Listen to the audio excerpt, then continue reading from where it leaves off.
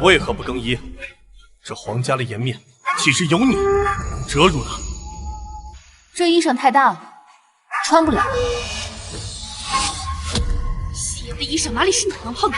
当初我若是只生夕颜一个，也不会难产坏了身子。这么多年缠绵病榻，你就是个灾星。是啊，哎呀。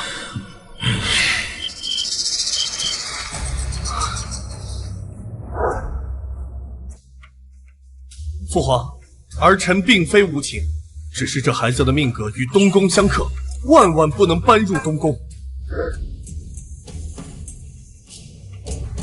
皇祖父，宋生欢流落在外10几年，身上是否染有恶习，尚未可知。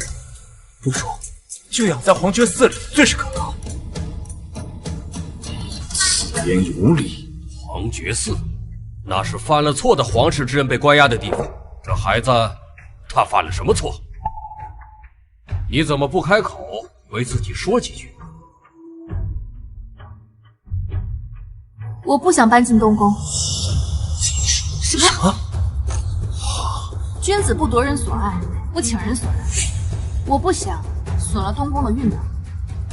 你读过书？我何止是读过书？哼！上辈子我替宋元征写了多少策论，替宋希言写了多少文章。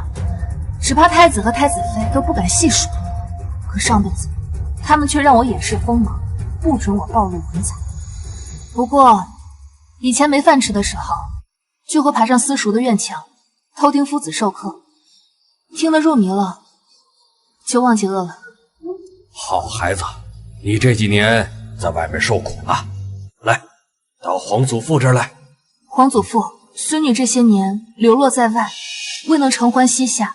心中实在愧疚，请皇祖父宽恕孙女不孝之罪。太子和太子妃对这孩子恶语相向，他的眼里却未有丝毫转换，明显是个至纯至善的好孩子。此子相称，不会是朕的孙女。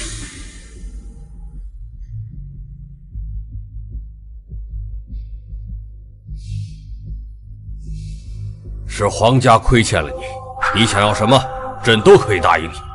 孙女，请皇祖父应允，我想换个父亲。什么？你想换个父亲？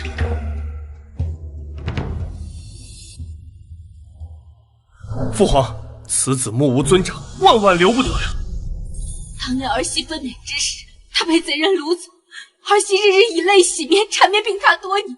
如今他回来了，需要换个父亲。儿媳不如一头撞死算了。姐姐，您方才的话也太伤母妃的心了。太子妃娘娘，我若入东宫，您可愿意？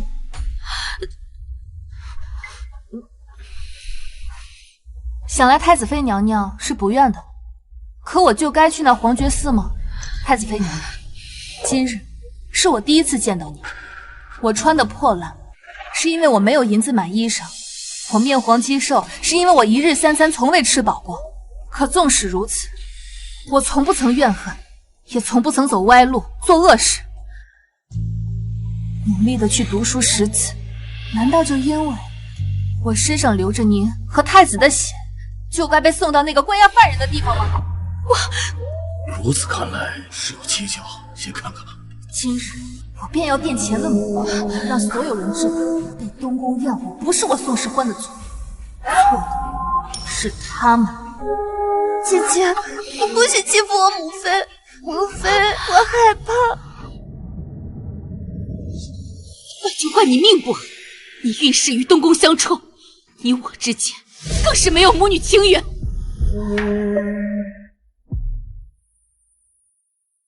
皇祖父。 孙女从不认命，若是认命的话，早死不知多少回了。太子妃，明明是你们亏欠这孩子，为何还要重伤他？你这些话，朕听了都心寒。父皇，这孩子确实不利于太子，你别忘了，这孩子也是朕的血脉。父皇息怒，儿臣知错了，儿臣这就命人在东宫给他收拾出一个院子。哼，朕可不敢。 把他再交给你了。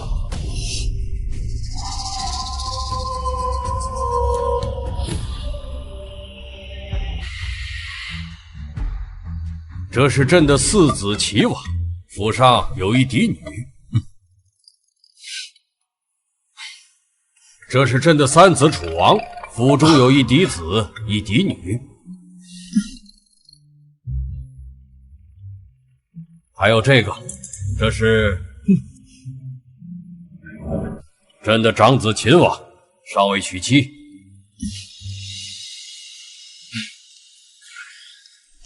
这京口预言，你且从中选一个，过继到府上。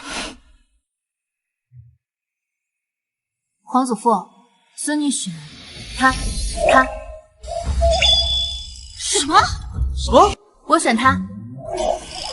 秦王宋玉，皇上和元后徐氏的嫡长子。元后生下宋玉不到2年，便在一次动乱中替元佑帝挡剑身亡。而后，他的妹妹续嫁给元佑帝，还生下了太子宋义。秦王和太子在上一世的结果，而他就是我要选的人。你在说什么？你要认秦王为父亲？是。哼，真是可笑！皇兄虽是父皇的长子，却目无尊长，言行狂悖，不学无术。太子，你什么意思？本王如今膝下无子，刚好你不喜欢他，那就把他让给本王，不是两全其美吗？再说，本王作为哥哥，帮你这个弟弟擦擦屁股，那也是应该的。父王，你说是不是？你真的要选秦王？皇祖父，孙女确定。好吧，从今日起，你被封为福安郡主，就是秦王府的嫡长女了。多谢皇祖父。太子、秦王，跟我来，朕有几句话要交代你们。宋世欢，你可知秦王在外的名声？整日沾花惹草，斗鸡斗吼，京中勋贵人家没有一个愿意把自己的女儿嫁进秦王府。你倒是自作聪明，反而把自己推向深渊。不劳皇孙殿下费心了。比起皇爵嗣，我现在也是十分满足。比起西园，真是差远了。大哥，你又随便拿我和其他人比。西颜，是大哥错了，无人能跟我们西颜相比。当年母妃怀胎的时候，可是找大师批过命。你呀，是我们东宫的福星，不像某些人，就是灾星。西颜从出生起便睡在我身旁，殿下只要一回到东宫，便立刻来瞧西颜。哼，他的哥哥更是给他准备了2个院子的奇珍异宝。妍儿啊，3岁识字，5岁便能熟练的背诗，琴棋书画样样精通。京中贵妇提到西颜，无一不交口称赞。太子妃娘娘，教女有方。不过，太子妃娘娘方才不是说我被掳走后，你日日以泪洗面，缠绵病榻吗？如今看来，并非因为我，怕是因为教导女儿过度劳累所致。你牙尖嘴利的东西！看来秦王日后是要好好管教管教你了。谁又在念叨本王啊？本王的孩子自然是天底下极尊贵之人，要吃有吃，要穿有穿，要靠山有靠山，何须看人脸色？自然也没有管教一说嘛。二弟，你说是不是？面对东宫分毫必争，此也可教。回府。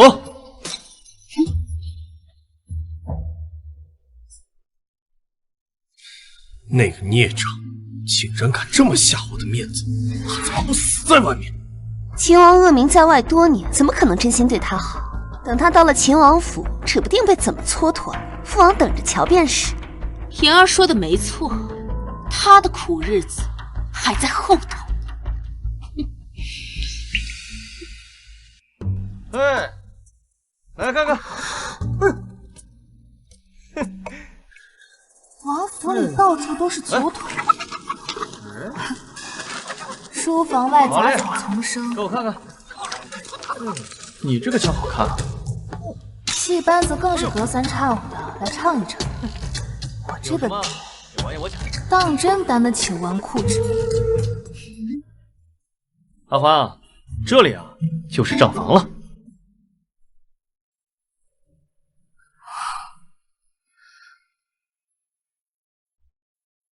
不过，你小小年纪看王府的账目做什么？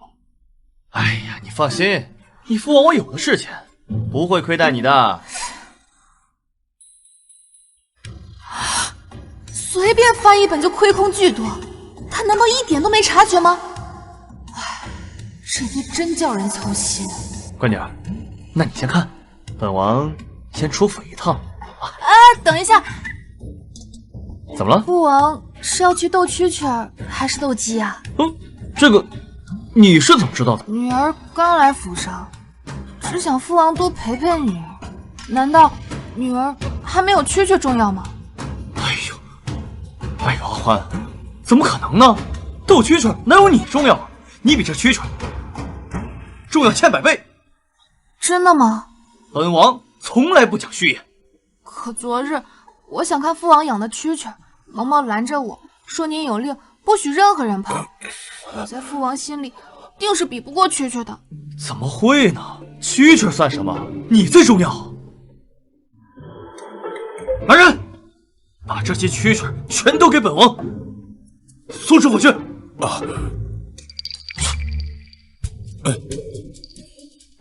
不止蛐蛐，还有斗鸡，还有那些酒。我的娘啊！阎王爹卯啊！这小祖宗怎么说的全是本王最爱的东西？我知道，这几日父王没有来看我，都是因为那些东西。太子和太子妃都不喜欢我。父王，你是不是也不喜欢我？我就是个没人喜欢的孩子。阿欢本来就不得亲爹娘的喜欢，又在外吃了多年苦，如今成了我女儿，我却为了自己的玩乐忽略了她，我真该死啊！阿欢，怎么会呢？你最重要了。来人，给本王把府上那些大公鸡都给宰了，中午给郡主炖汤喝，给郡主补补身子啊！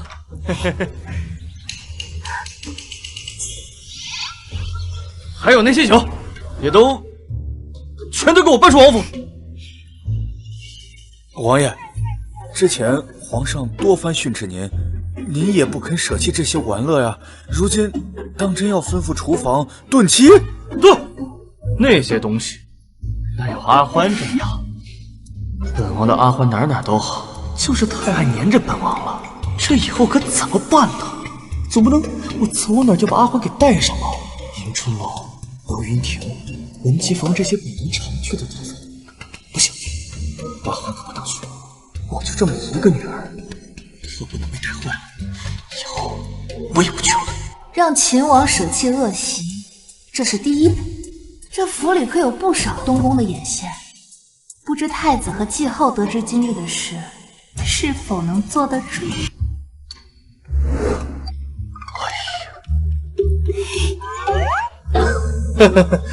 阿欢，快吃。王爷，皇后娘娘请您和郡主即刻进宫用膳。这么快，他们就等不及了。今天就是天王老子来了，本王和阿欢也要把这鸡给吃了。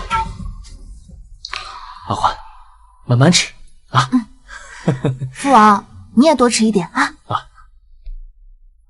父王，皇祖母到底是个什么样的人？跟皇祖父一样和蔼？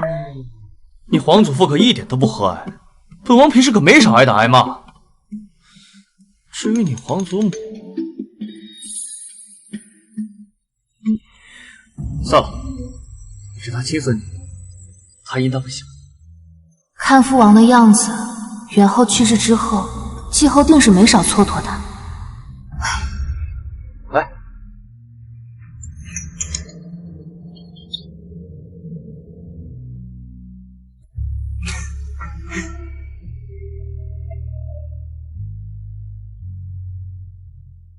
请他来宫里用膳，还要求着他不成？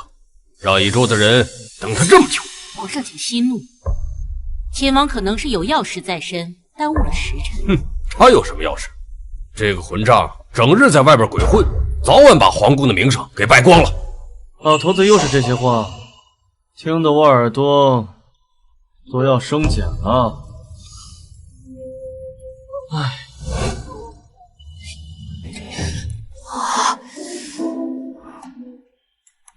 秦王到！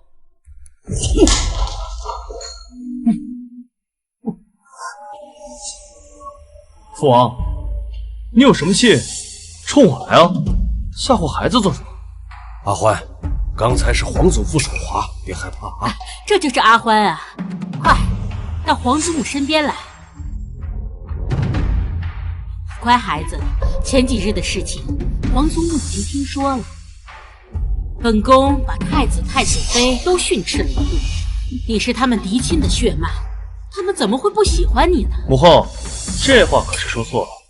阿欢如今是本王的孩子，跟东宫可没有什么关系。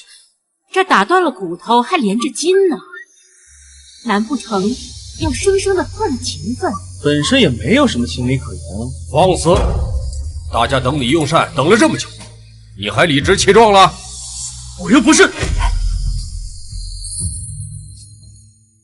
皇祖父，是阿欢错了。父王为了哄阿欢，把府里的大公鸡给炖了。方才父王就是在陪阿欢吃大公鸡，宫里派人去时，公鸡都炖好了。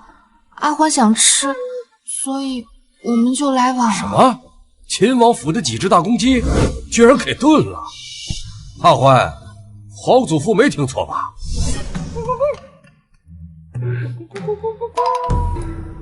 成天就知道摆弄这些，成何体统？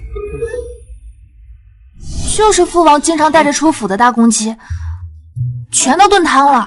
还有蛐蛐，父王也全都扔了。还有酒，阿欢不喜欢，父王全都扔出去了。皇祖父，阿欢是不是太任性了？不任性，不任性！你父王以前玩的那些玩意儿，让朕生气了好几天。阿欢，你做的是对的啊！来人，把秦王府没吃完的大公鸡拿来热热，朕也要吃。怎么会这样？秦王不仅没虐待他，还对他这么好。嘿，来来来，一起用膳，一起用膳啊！皇祖母只怕皇祖父要对秦王改观，绝不能让他们父子关系缓和。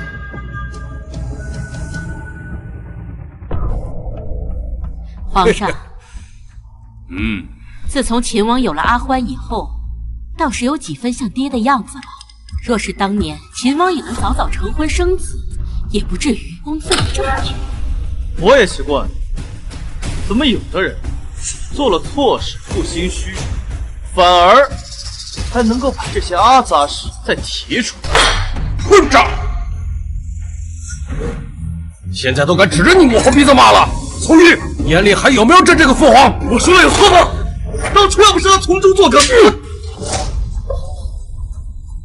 皇上，不要打秦王，臣妾错了，臣妾以后不说便是。皇后不必替他求情，我大齐向来以孝治天下，朕怎么养了你这么一个大逆不孝的东西？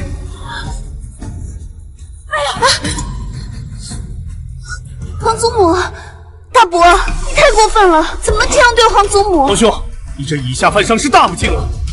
我根本就没有用力气。够了，遵命！你这混账，你要气死朕吗？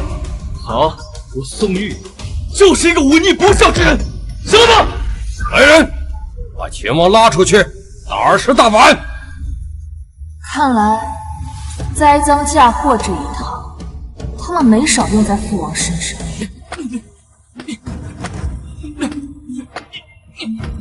我让人特地打了重刑，要是秦王往后变成残废，宋时欢就更别想跟我比。瞎傻吧！我早说过，会为你那天选了秦王而后悔的。瞎傻了才好呢，他变成个傻子，而秦王本来就是个傻子，刚好碰上一对父女。宋时欢，你亲自选的爹，如今正在被挨打，恐怕就要被打死在这里。而皇祖父在屋里陪着皇祖母，罗父王和母妃也没事在侧，这就是你们与我的差距。下了死手，这样下去，宋玉肯定会被打断腿，虎毒不食子。皇上不会这么狠心，这一定是你指使。挺聪明的呀，不过聪明有什么用呢？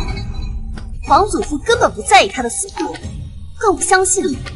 哪怕他手打得太重了，在皇祖父他只是个纨绔，甚至会说他整日吃喝玩乐，不思进取，身体暴殇，连这点苦都吃不了，故意博无用的同情。不行，我得想想办法。什么叫天天不应，叫地地不灵？现在就是，给我再重点儿！不好，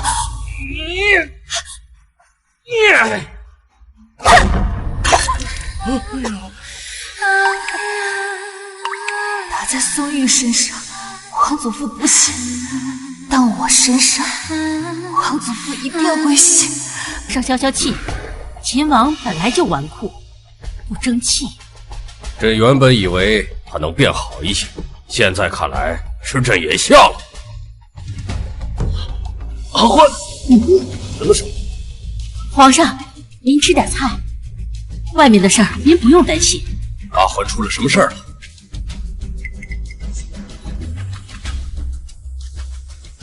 皇上，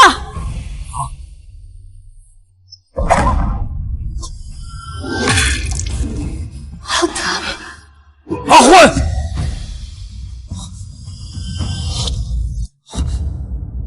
阿欢，阿欢，阿欢，阿欢替我挨了一板子，快点给他叫御医。传朕旨意，叫梅太医。是。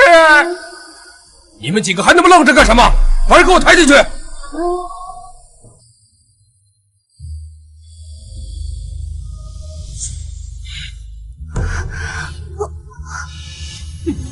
糟了，千万不能让皇祖父知道，是我暗中让人下了死手。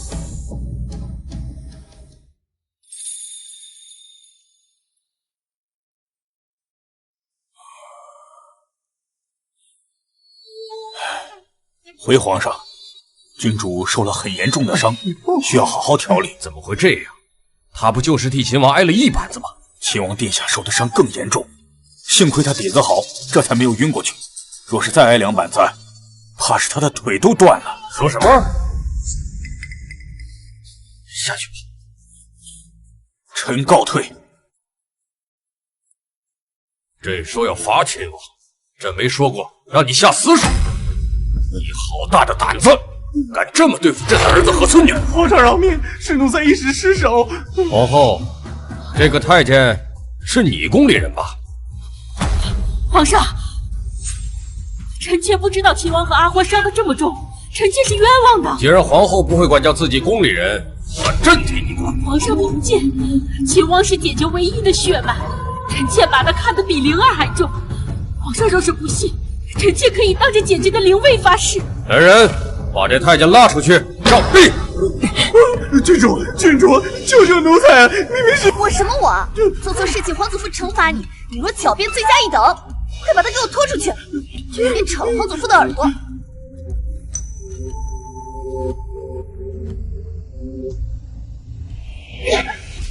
当着你皇祖父的面耍小聪明，如今你真是胆大包天呢！皇祖母息怒，孩儿本以为就算板子打得再重，以秦王的性子也只会强忍。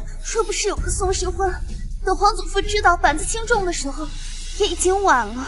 是啊，母后，差一点秦王就能断腿了，都是被宋时欢那个孽障给毁了。难道你看不出来你父皇很喜欢他？一个孩子罢了，养在东宫便是。如今好了，白白送给宋玉一个孩子。还有，当年本宫设计宋玉私会心儿的事，一旦被你父皇知道，不只是我的皇后之位，连带你的太子之位都保不住。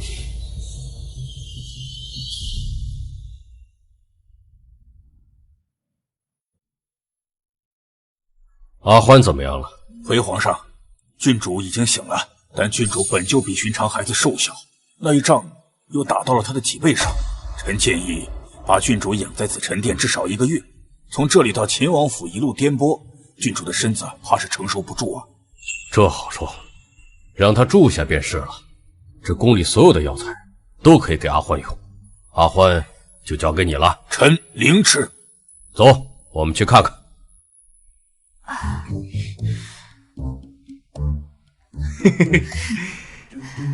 阿欢，疼不疼？本王去给你捏画本子，给你转移注意力啊！父王，我没事，你快去疗伤吧。你这还叫没事？苏世华，你知不知道那个板子，但凡再重那么一点，你这辈子就走不了路了。你说你一个孩子，替本王挨什么板子啊？皇祖父来了，正好，有些话也该说给他听。那个人使劲挥板子，我害怕吗？以后你就知道，只要有你皇祖母在，本王挨得打，那是数都数不过来。说不定本王哪天就被打死。父王，你没有用力推皇祖母，对不对？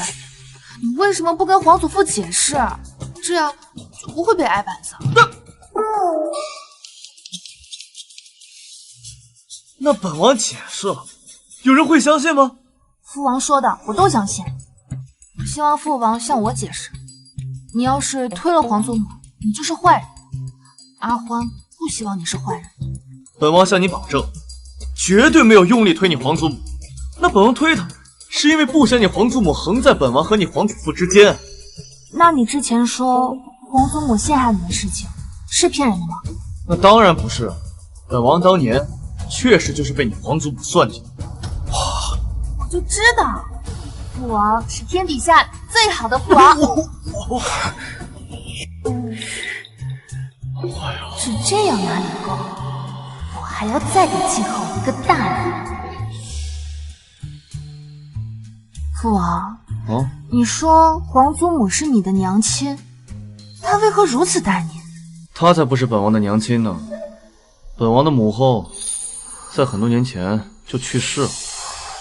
本王现在对于你皇祖母来说，那就是眼中钉，肉中刺。怪不得，若是父王的母亲还在，肯定会心疼父王的。就像阿欢愿意替父王挨板子。你还敢提挨板子的事？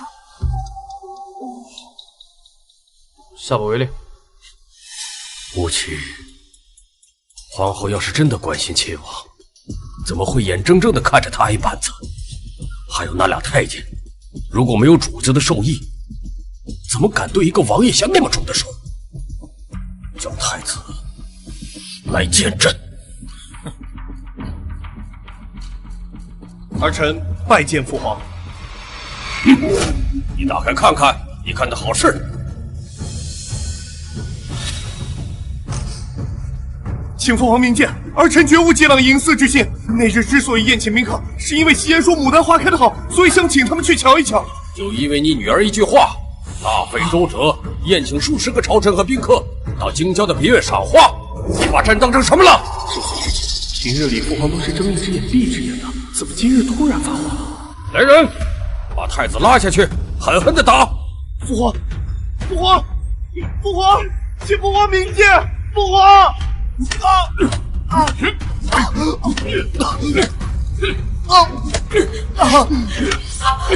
别打了，皇上息怒，打不得呀！朕打自己的儿子，为何打不得？皇上，太子是一国储君，若是打坏了，会动摇国本的。动摇国本？朕今日才知，皇后对秦王和对太子的态度竟是这么不同。当年的事情，朕也得再好好查查。母后，那个孩子已经被记在秦王名下了。糊涂！你们当真以为灵儿挨的板子是因为她结的肥丝？莫非皇祖父是心里有气，想替大伯和宋世欢出气？皇上也是从苦日子过来的，自然对他是十分怜惜。但有的时候，这么一丁点怜惜，就是千差万别。儿媳明白，可是秦王对她极好，她未必愿意再回头。怕是你身上掉下来的肉。你只需要拿出炖西岩一半好就够了。才几日，宋玉就好像变了个人，把那些阿杂之物都给丢了。无论如何，这个孩子都不能留在秦王府。是，儿媳明白了。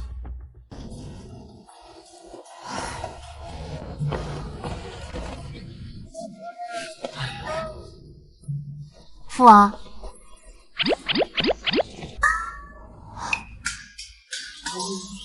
阿欢，你居然不喜欢看画本子，而喜欢看史书？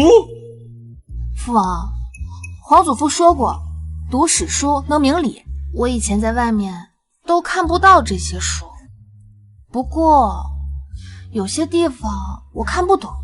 父王，这一处是什么意思啊？真要了命！我打小就不爱去书房，怎么会知道是什么意思？书到用时方恨少啊！这个，这个吧，父王怕说错了，要么父王给你找个夫子。姐姐有什么问题问母妃便是。母妃可是当年京城出了名的才女，姐姐不必另请夫子。你身子怎么样了？陛下让我给你准备了千年人参补补身子。他们突然对我示好，事出反常必有妖。你要是愿意，可以跟我去东宫住，有什么不会的，我亲自教你。太子妃娘娘，就不劳烦你。我有什么不懂的地方，父王可以教我，是不是父王？那当然，不就是史书吗？我也懂啊。阿欢，父王去给你热杯牛乳，等着啊。嘿嘿。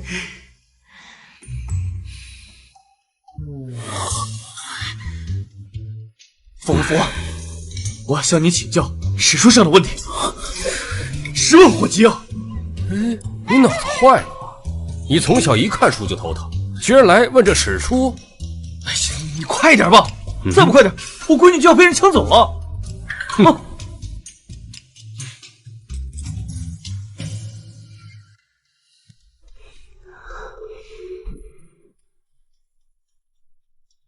你明白了吧？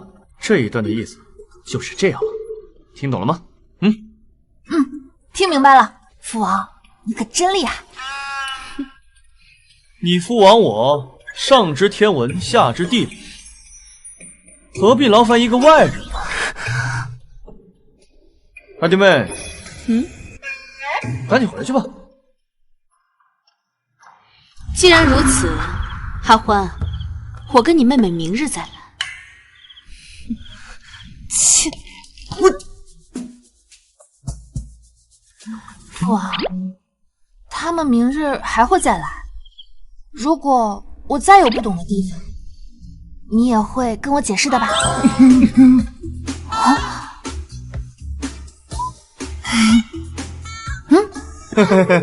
这个当然嘛，装大了。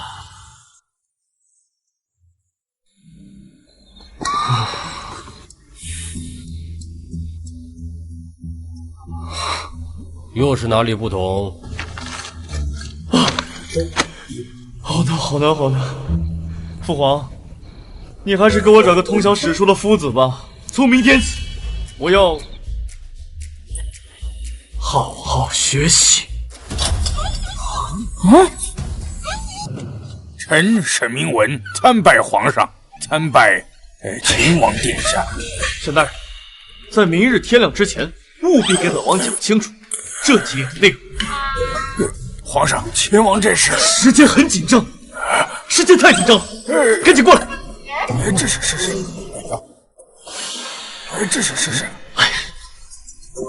富国多所生于农，故先王贵之，民事农则田耕，田耕则粟多，粟多则国富也。此乃农夫中所之作。秦王之事不要传出半点风声。是，这混账难不成真的因为阿欢抓了信主？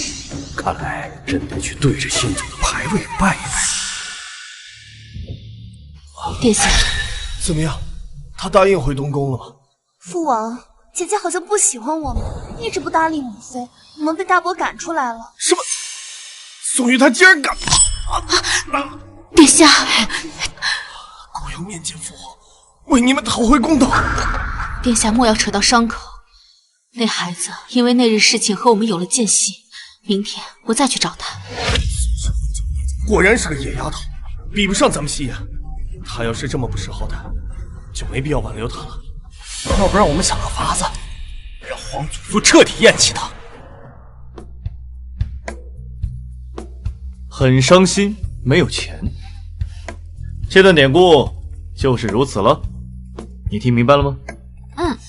父王讲得特别的好。没想到父王记性这么好，在读书上面很有天赋，好像真的可以望父成龙喽。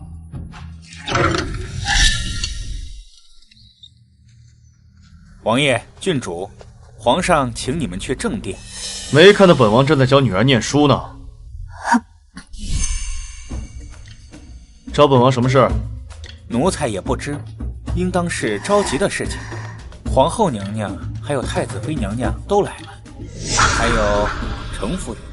常夫人是太子妃的大嫂，也是京城有名的大善人，但眼下她恐怕来者不善。见过皇祖父、皇祖母。不知父王叫我们来有何事？阿欢，朕有件事情要问。常夫人今日进宫说，宫外传出废话，你在宫外偷盗行窃，欺凌弱小，不知道是真还是假。胡说八道！阿欢怎么可能做这种事？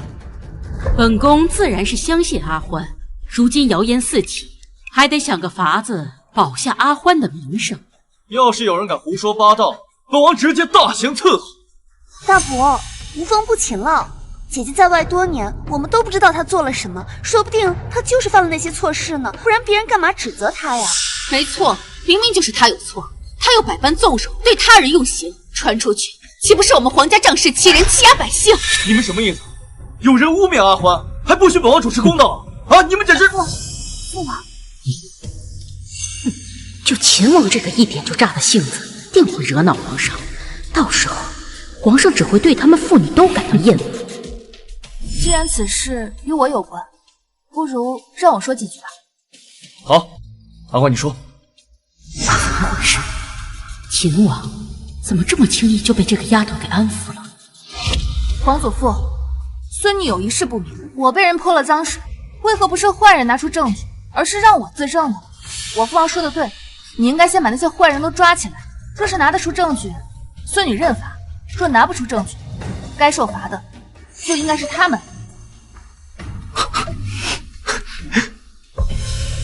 皇上，臣夫有个提议，若是能找到跟阿欢相熟的人，亦或是夫子来作证，此事自然便能了结。若是阿欢造人非议，常家也是心疼的。证人已经准备好了，待会儿将证人带上来，定将宋世欢百口莫辩。常夫人说的不错，不如常夫人。可是我没有相熟之人，至于夫子，我也是偷偷的去听他授课，他连我长什么样子都不知道。什么？阿欢，人怎么可能没有相熟之人？你莫要说谎。难道你这段时间都是独自一人，没人可靠吗？阿奶把我养到7岁便去世了。那他的子女，又或是他的街坊邻居，也定然和郡主相处啊。要是找到他们，便能证明自己的清白。你为何执着于让本郡主自证清白？啊，郡主，你看似处处为我着想，实则一直逼我自证清白。若是那些所谓的相熟之人同样污蔑我，岂不是跳进黄河也洗不清了？你到底是在帮我，还是在害我？你，郡主，臣妇绝无害您之心啊！皇上，还请您明察。常舅母可是京中有名的大善人，姐姐，你怎能如此重伤她？阿欢，你还不知道，常氏确实善名远长，你怕是误会他了。皇祖父，是孙女说话不周了。既然常夫人是善人，那不如就让她把那些造谣孙女的人抓起来，好好审问，还孙女一个清白。也好，常氏，你可愿意？我之前特地找了跟郡主走得近些的人，早早把这些人收买了，就等着把一盆污水扣在他头上。如今让我去找谣言的源头，岂不是引火上身？常夫人像是不情愿，怎么？你很为难吗？臣妇没有为难，臣妇愿意。皇祖父，孙女也不想让常夫人太过劳累，可是父王又伤重，你能不能派人帮帮常夫人？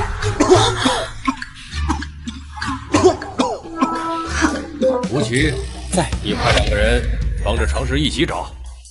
朕倒要看看，谁在污蔑朕的孙女。是。皇祖父，不如先让姐姐回王府吧，这样至少告诉外面的人，皇家没有惩治姐姐。至少得让这个贱人离皇祖父远远的。不行，那梅老头都说了，阿欢不宜颠簸，万一要出了什么事，谁给本王陪女儿？是啊，谁陪朕一个孙女儿？不要在意外面那些闲言碎语。好了，你们都退下吧。是。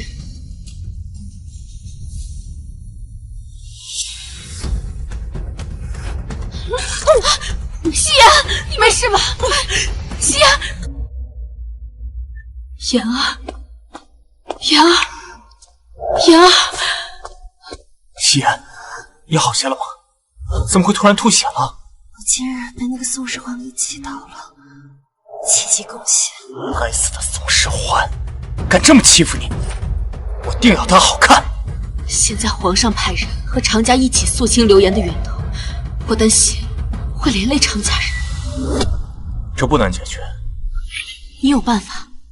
母妃，您只需要告诉舅母，若是造谣之人因愧疚而服毒自尽，自然就有了交代。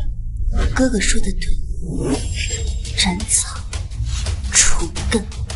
好，我现在就去告诉嫂子，照顾好妹妹。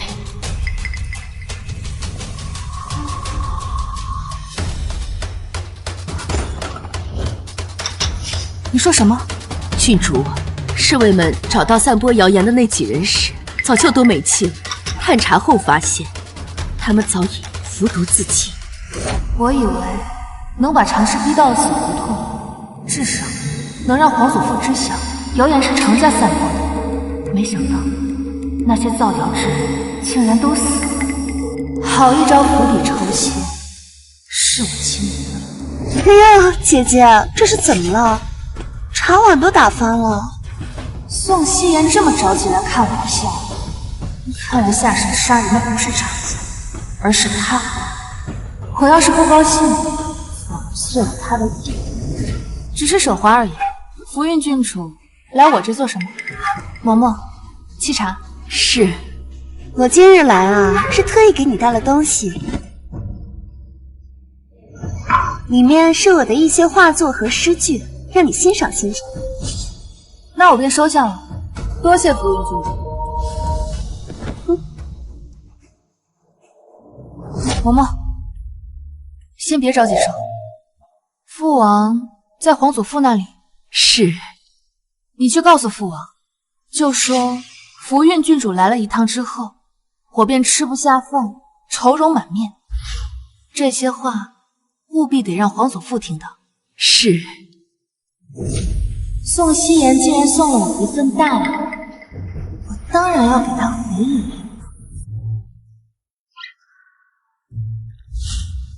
阿欢，你这是怎么了？怎么不吃饭啊？是哪里不舒服吗？皇祖父，父王，我是不是很差劲啊？怎么可能？可是我不会画画，我也不会作诗。我知道福运郡主都是为了我好，所以才特意把她做的诗词作画拿过来给我欣赏。可我看到这些东西，我心里就很难过。这个宋希言肯定就是故意的。父王，福运郡主也是好仙，是我自己不如她，没有她那样的天赋，这哪是什么天赋？吴奇，你让太子妃和夕颜过来，让夕颜好好说说他这几年是如何勤来捕捉的。是。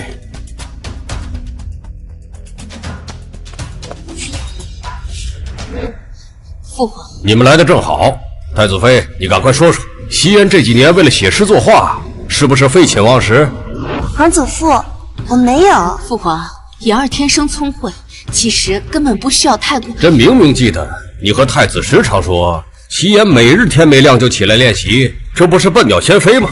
难道你当时欺君？当然不是，妍儿确实十分努力，才有了今天的才华。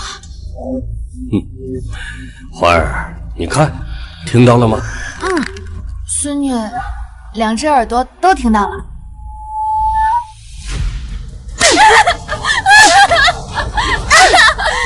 郡主饶命！郡主饶命啊！皇祖父凭什么说本郡主是笨鸟先飞？阿春，你说本郡主笨吗？郡主是这个大齐最聪慧的郡主。说，连皇祖父都不觉得本郡主聪慧，你却这样觉得，竟敢忤逆皇祖父的意思。奴婢不敢，奴婢不敢啊！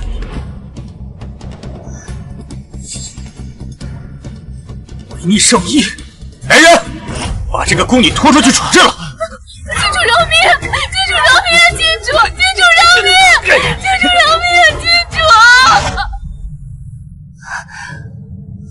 大哥，现在那个野丫头指不定多得意，指不定怎么笑话我呢。她居然反将了一军，倒是我们轻看了。我要她变成小丑，就像宋玉一样，成为天下公认的草包。大哥，你一定会帮我的，对不对？那是自然。从小到大，大哥什么事情没应我？明日他就该回秦王府了。秦王府可不彼此沉淀，到时候我们的机会多的是。大哥，我就知道你对我最好了。那是自然。当初母妃怀你的时候，可是找福元大师为你批过命。福元大师说，母妃这一胎能保东宫繁茂昌盛。啊，大哥，这话我都听了无数遍了。不管你听再多遍，大哥也要说。大师说，我们曾经亏欠过母妃肚子里的孩子，千百年一轮回，才等到了如今弥补的机会。你呀，是我们东宫的福星，不像某些人是灾星，他只配被你踩在脚下，永远不能翻身。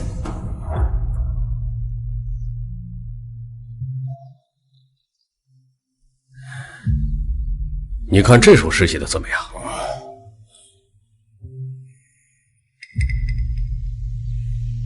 回皇上，此诗文采稚嫩，不忍一笑罢了。这是夕颜那个孩子的事。皇后和太子妃承认说有天赋，可朕实在没看出来。果然，沈清也这么说。臣以为远不如福安郡主的诗。哦，你才教了他几日，他就能做出好诗了？郡主过目不忘，触类旁通，在读书方面是颇有造诣啊。当真？好啊！老臣也没想到，郡主和秦王殿下都有如此的天赋。谁？朕没有听错，谁还有天赋？回皇上，是秦王殿下。哎呀，见鬼了！嘿，吴起，你把秦王和郡主都给我叫来。是。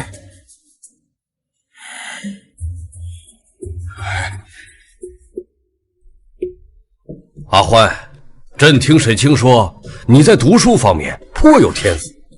你要是史书看完了，还想看别的什么书，尽管进宫跟皇祖父说。皇祖父不必担心，王府里也有书房，我看书房里的书就够了。如果再有不懂的地方，父王会给我讲明白的，是吧，父王？是吧？阿欢，你们俩今天就要离开宫里了，你有什么想要的，尽管跟皇祖父说。在宫里，东宫不好下手，但我即将回王府，他们定会暗中谋害我。孙女想要一个贴身婢女，最好既会武功又懂医术。哦，为什么要一个这样的婢女呢？懂武功就能教我习武，懂医术就能把我养得白白胖胖的。好，朕答应你。那就多谢皇祖父了。郡主该喝药了。迎春，帮我把药端过来。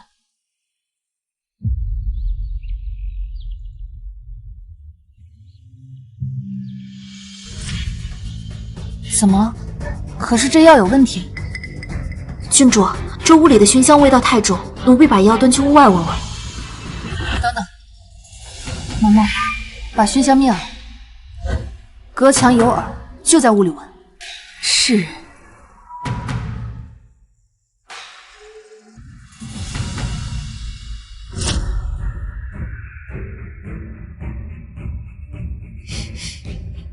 郡主，这药和之前的不同，多了一味迷醉，是能致幻的药。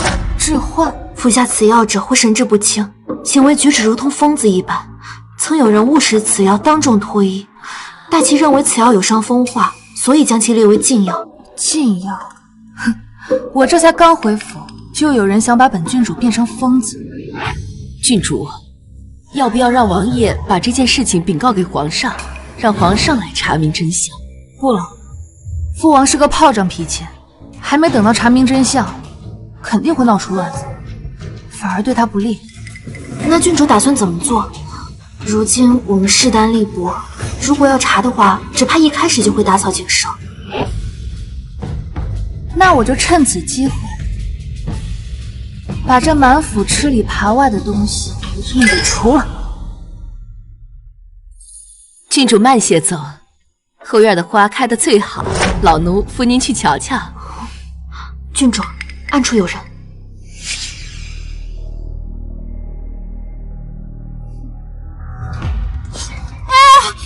我的头好痛啊！哎呀，郡主，你没事吧？来人呐，快去禀告王爷！啊！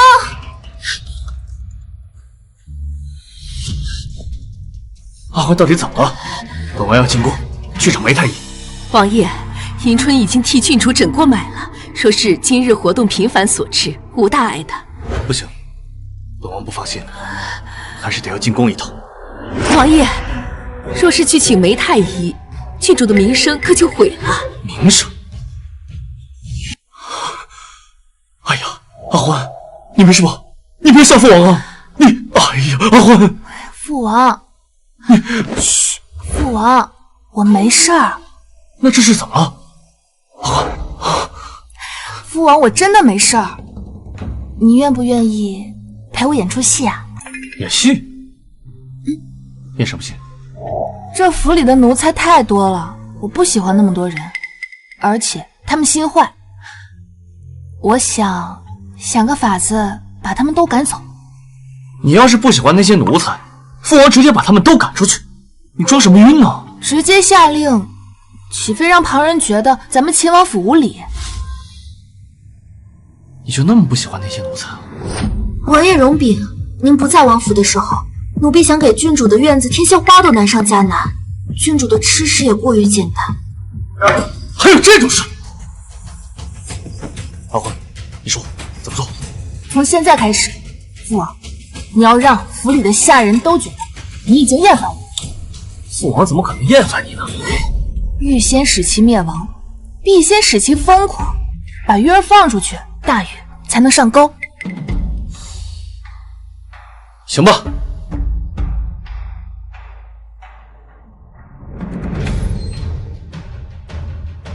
阿欢到底是怎么回事？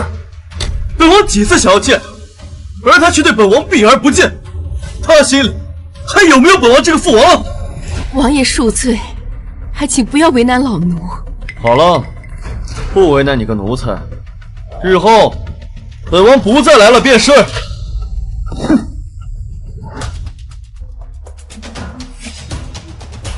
想不到父王的演技还真不错，都能去演话本子了。这几日府里的下人对咱们院是越发不上心了，送来的午膳都是凉的。昨日奴婢走在路上，还有个不长眼的想往奴婢身上撞，结果被奴婢一脚给踢飞了。踢得好！这府里的下人把自己捧得越高，马上就会摔得越惨。郡主，您之前说咱们府里很快就有客人来，是真的吗？算算日子，应该快了。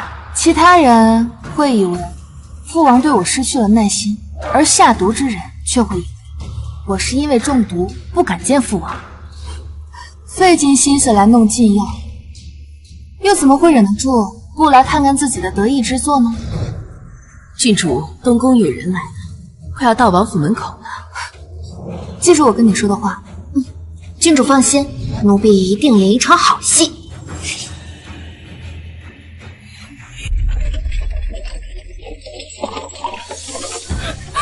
求皇后娘娘、太子妃娘娘救救我家郡主吧！这是哪出？这是府里的奴才奴大欺主，我家郡主被欺负的连口热饭都吃不上。今日我特地请皇祖母一同前来，可不是来替宋时欢做主撑腰的。是不是有什么误会啊？秦王向来对阿欢很好的，怎么会纵容府里下人欺负他呢？王爷这几日不在府内，府里的下人就蹬鼻子上脸，不把郡主放在眼里。宋时欢人呢？郡主她病了。病了就好，看来我让人下的药奏效了。哎呀，会不会是因为姐姐生病了，脑子不清醒，才误以为下人欺负了她呀？要不这样，你让她出来当面说，皇祖母才好替她做主啊。说怎么？莫非她变成了痴呆，还出来丢人现眼？当然不是。既然不是，皇祖母亲临她都不出来迎驾，那就是对皇祖母不敬。我劝你赶紧让她出来迎驾，不然小心皇祖父治她个不孝之罪。哼！只要皇祖母和母妃看到宋时欢那份痴呆的样子，就会觉得他恶心，到时候连皇祖父和秦王都会疏远他，我就会让他在所有人面前抬不起头来。妹妹，为何如此诅咒我？我是哪里得罪你了吗？宋时欢，你怎么没事？怎么没事？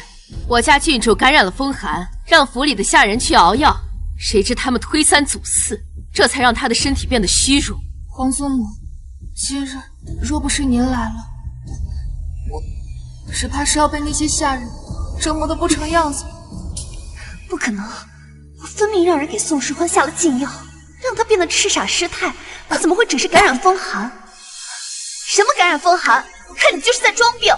我怎么会装病呢？原来在妹妹眼里，我就是这样的人。若非不是，怎么你这些日子连大伯都避而不见？夕颜，糟了，说漏嘴了。夕颜，你是如何知道本王府中那么多事？我……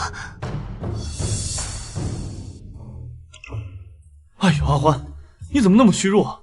是身体不舒服吗？王爷，那些个刁奴趁你没在府上，都欺负郡主。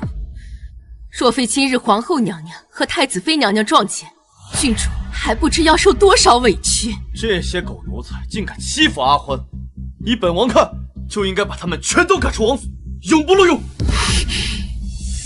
不可以！宋夕颜，刚才本王还忘了问你，你是如何知道阿欢对本王避而不见的？哦，你在本王的王府里安插了眼睛。我只是随口一提。原来妹妹也是不明真相，却宁愿相信那些刁民，也不愿相信我。看来妹妹果然不喜欢我。明明就是在装病。秦王府里下人失责，那便教训一顿便是，把他们赶出去，不妥吧？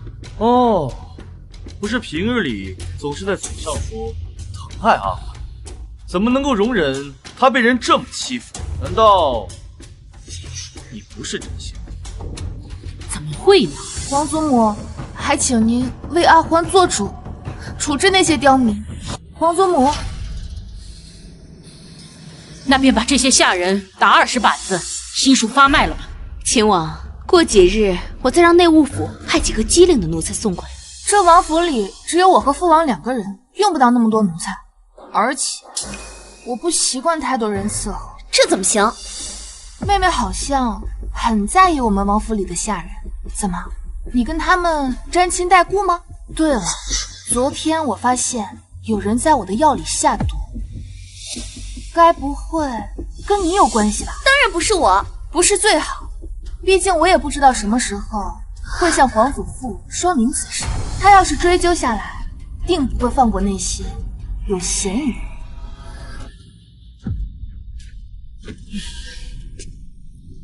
当心！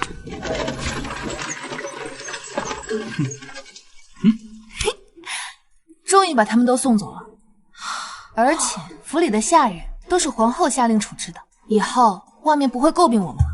哎，对了，阿环，你方才说下毒是怎么回事？我那是故意骗宋希言的，放心，没人给我下毒。那就好，要不然本王非得把整个东宫都给掀了。父王，过几日您去牙婆子那儿挑几个小厮吧，您出府的时候让他们跟着您，保护您的安全。也好。可要选些什么人？要我说呀，就选点机灵好看的，身子骨也要强壮的。为何要选好看的？那花本子里的男角都是好看的，我也想看看。来人，给本王把王府里的那些画本子都烧了。若非你自作聪明，本宫又怎么会被那丫头利用，害得我们在秦王府失去了那么多眼线？母后，言儿她怎么了？她自作主张，非要给宋时欢用禁药，本想着让他变成一个傻子，偏偏成事不足，说不定给人家落下什么把柄。一旦让皇上知道了，他跟东宫摘得干净吗？言儿，你天生纯真善良，怎么会做出这种事来？母妃，我都是因为太在乎你，我怕他把你抢走，才会一时冲动。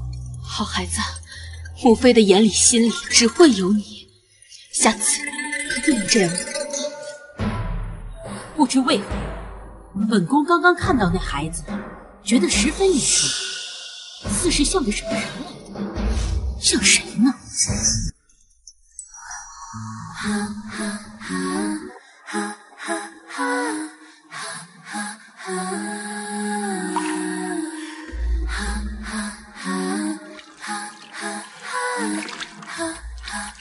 奴婢这1个多月以来替郡主您调理身体，您这身上总算是长肉了，五官也长开了，变得白皙了许多，现在是个妥妥的大美人了。你就不要打趣了。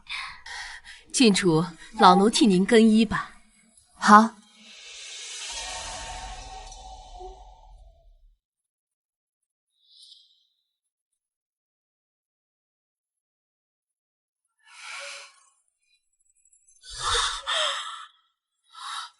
嬷嬷，你怎么了？难怪，老奴总是觉得您越看越熟悉。今日方才发现，郡主，您的眉眼生得和元后极为相似。我怎么会长得像元后呢？是真的，像极了。之前是郡主太瘦了，皮肤暗淡了些，所以才看不出来。柳眉杏眼，还有嘴巴也像。如今还能记得元后长相的，能有几个人？除了老奴外，还有皇上、皇后娘娘和梅太医。元后在王爷2岁的时候就去了，所以王爷也不记得元后的模样。世人皆知，元后是为了救皇祖父而死的，是他心里的白月光。皇祖父总是训斥父王，背地里却很宠他。那酷似元后的我，难怪前世宋希言会毁了我的脸。嬷嬷，这件事我们且装作不知道。过2日就是宫里的赏花宴了，我可是相当期待皇后和皇祖父的反应。郡主，赏花宴准备穿哪件襦裙服？元后昔日喜欢什么颜色？元后娘娘喜欢红色。那今日我就穿红色。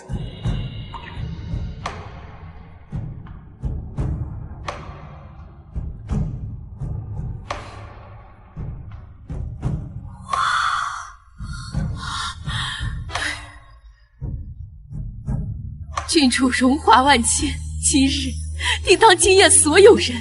走吧，该进宫了。今日这御花园的花开得可真好，怪不得母后让我们来这儿赏花呢。皇祖母不是也请了宋时欢吗？怎么还不见呢？这种场合都迟到，真是没规矩。唉，秦王府上到底是没个王妃，不周到。谁说我迟到了？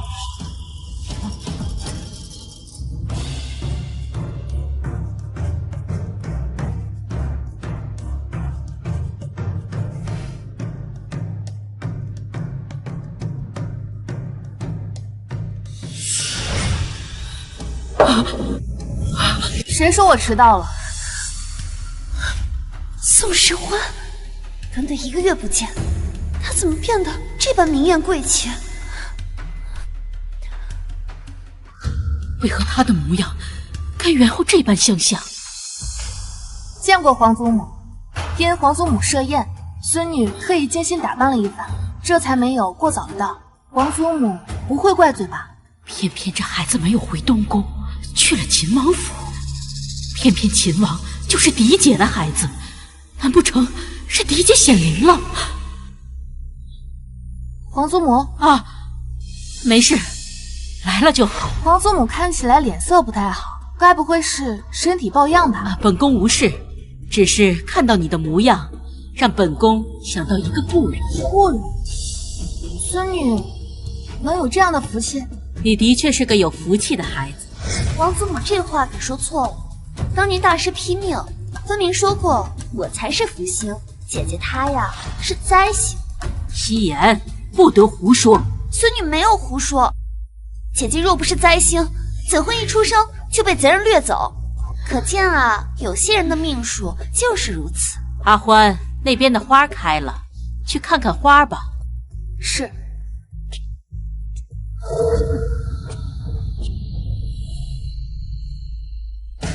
公竟然之前不知道，他原来是这般模样。皇祖母，他竟然确实刻意打扮，比平日精致了些。可你也不用反应这么大吧？依我看，还是夕颜更胜一筹。你们懂什么？他的模样酷似元后。啊！你说什么？元后？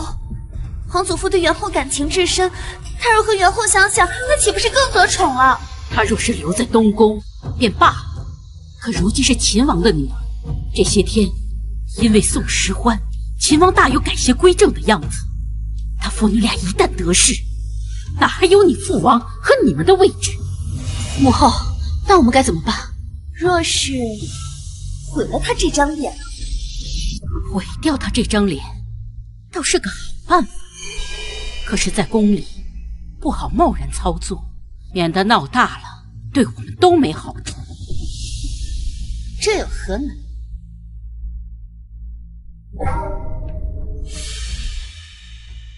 姐姐如今也是花样年华，想来秦王考虑不周，没有给她准备什么胭脂水粉。而母妃作为姐姐的生母，考虑周到一些，送她一盒胭脂，也是合情合理的。还是夕颜聪明，我们只要在里面加一些会让肌肤腐烂的药水，无色无味，也查不出什么。一旦宋时欢使用，他就会肌肤腐烂，再也没有脸见人了。那就这么办吧。一旦让皇上知道他现在的容貌，就后患无穷。太子妃，这件事就交给你了。母后，我去不合适吧？我毕竟是他的生母。收起你那没用的仁慈！本宫今天就告诉你，一定要想办法除掉宋时欢，不然你今天所拥有的一切都是南柯一梦。母妃，如果姐姐再得宠，这宫中哪还有女儿的位置？您可别忘了，她是灾星，我才是福星，她所承受的一切都是她应承受的，这就是她的命。母妃，为了东宫，还请您动手吧。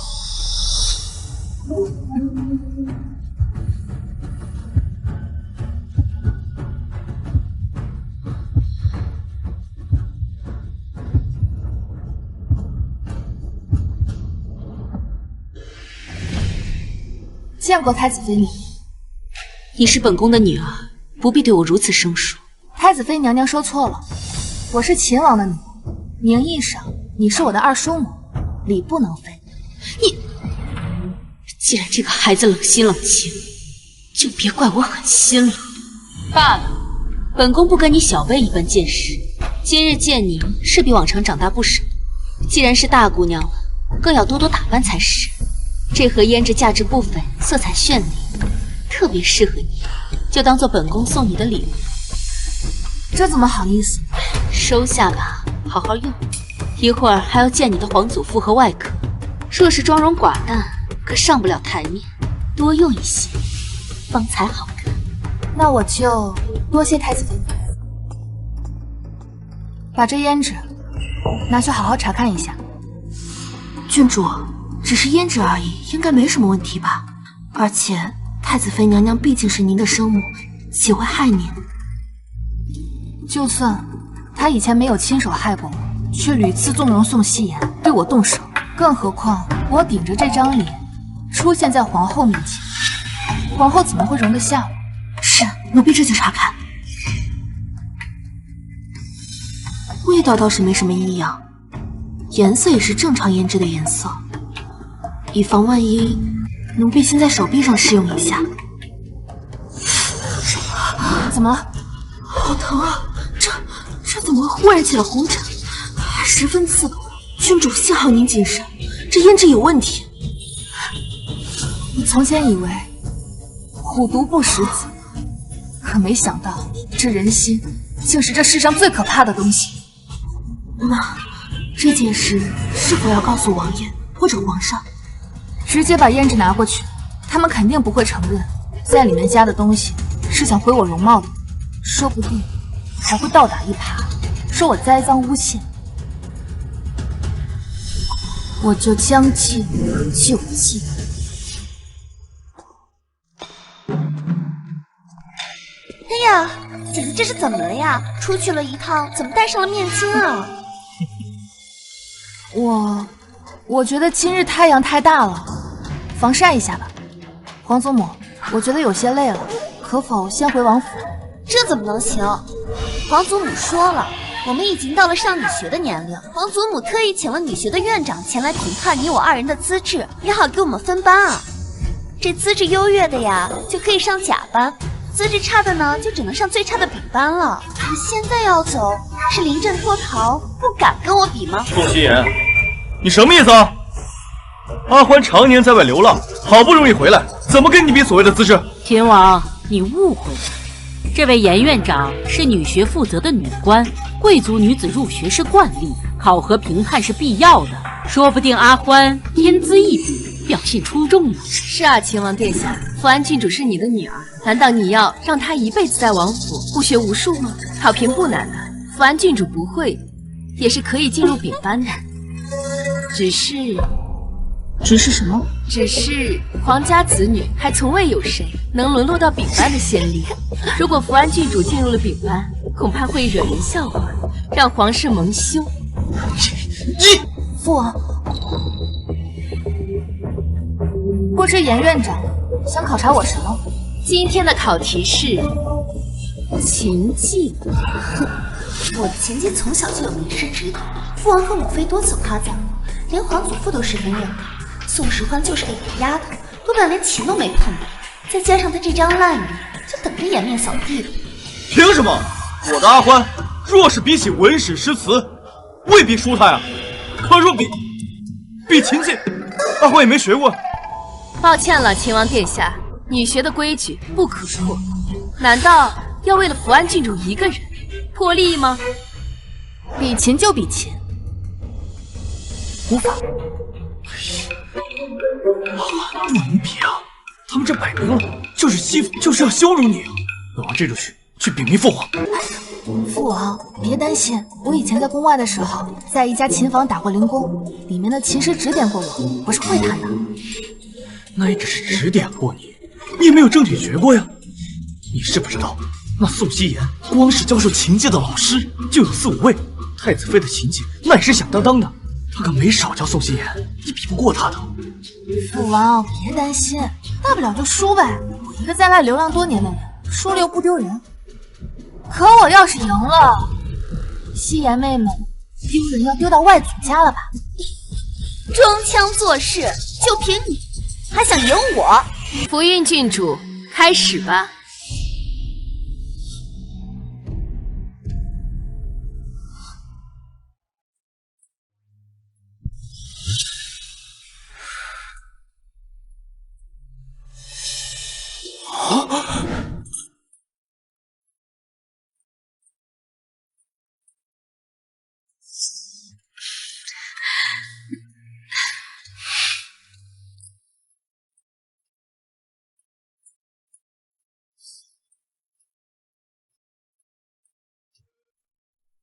好，好。夕颜的琴技比起之前又精进了不少，不是我吹嘘啊，只怕是整个京城都找不到几个女子比她的琴技更优秀。我要是某些人啊，就早点认输，免得一败涂地。好什么好？本王看也就一般般吧。大哥，你为了抬举宋时欢，也不用睁眼说瞎话。若说我妍儿的琴技一般，那整个京城也没有人敢说自己会弹琴了。女学若能收入福运郡主这样的学生，真乃三生有幸啊！姐姐，轮到你了。你要是怕了呢，现在说还来得及。大不了我让严院长网开一面，给你个机会直接升入到丙班。就是传出去难听了一些。莫劳妹妹操心了，我被分到哪个班，我自己说了算。阿欢，父王别担心。装腔作势。我有一个好提议，母后您讲。要是阿欢这孩子底子太差，不如让他去东宫住一段时间吧。凭什么？阿欢是本王的女儿，你们为什么一再的要把她从本王身边夺走呢？亲王，你先听本宫说，你虽然疼爱阿欢，可你五大三粗是个男人，府里又没有王妃照应，始终是太子妃最贴心。太子妃的琴技你又不是不知道，你也不想阿欢无人教导，到了女学里惹人笑话。本王可以请人教他。最好的名师都在东宫，你为了一己私欲，强行把阿欢留在身边，这不是正道。秦王，你不觉得自己太自私了吗？皇祖母多虑了，我的琴技还不至于差到劳烦多位名师和太子妃娘娘。可笑，你有什么琴技啊？该不会连琴谱都不认识吧？这样吧，既然你夸口自己会弹琴，那不妨弹给我们听一听。光动嘴皮子有什么用？你要是弹得不行的话，又不来我们东宫学习，那可就是你自甘堕落。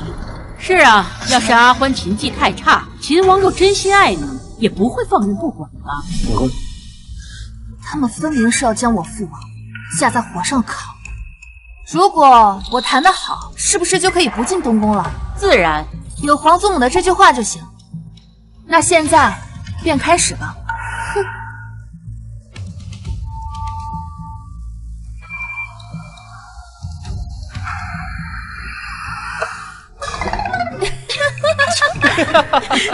姐姐，你这是做什么呀？是在玩过家家吗？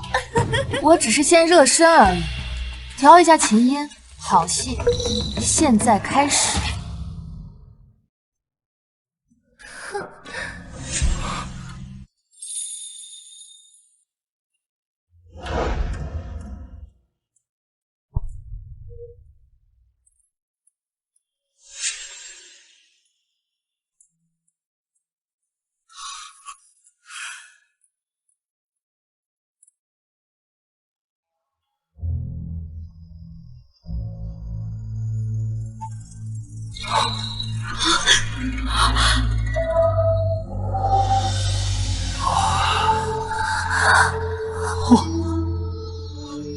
怎么会？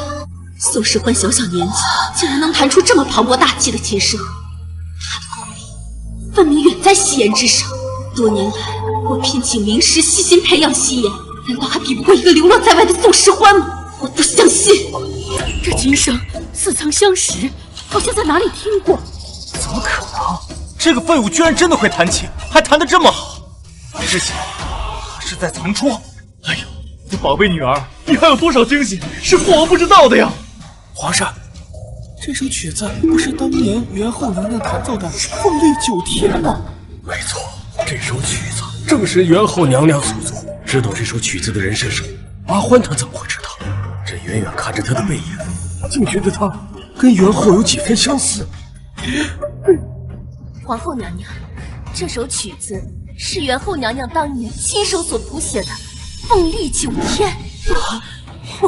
不可能，这只是像而已。她一个野丫头，怎么能弹出《凤丽九天》呢？我不会的，你就是个野种，有什么资格和我比？更不可能弹得比我好。宋时欢，停下！你给我停下！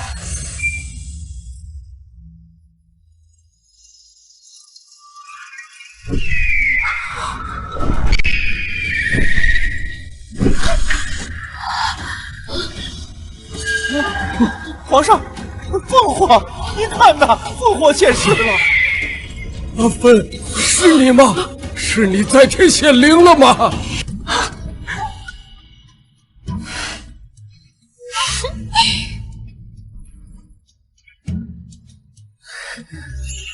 阿欢，你弹得太好了！本王没有想到，比赛流了那么久，却有如此高超的琴技，你简直就是本王的骄傲啊！父王喜欢就好。你为何会弹琴？我先前就说过，我在外流浪的时候，偶尔接受过琴店师傅的指点，所以是会的。仅凭指点就能弹出这个水平，这不可能！太子妃娘娘是在说我天赋异禀吗？那我就欣然接受了。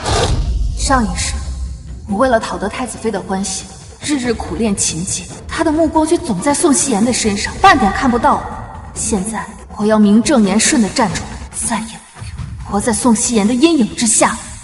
母妃，好了，阿欢和希言的琴声，本宫看来都很动听。但话说回来，严院长才是最专业的，他们二人谁的技艺更胜一筹，还得由你做评判才是。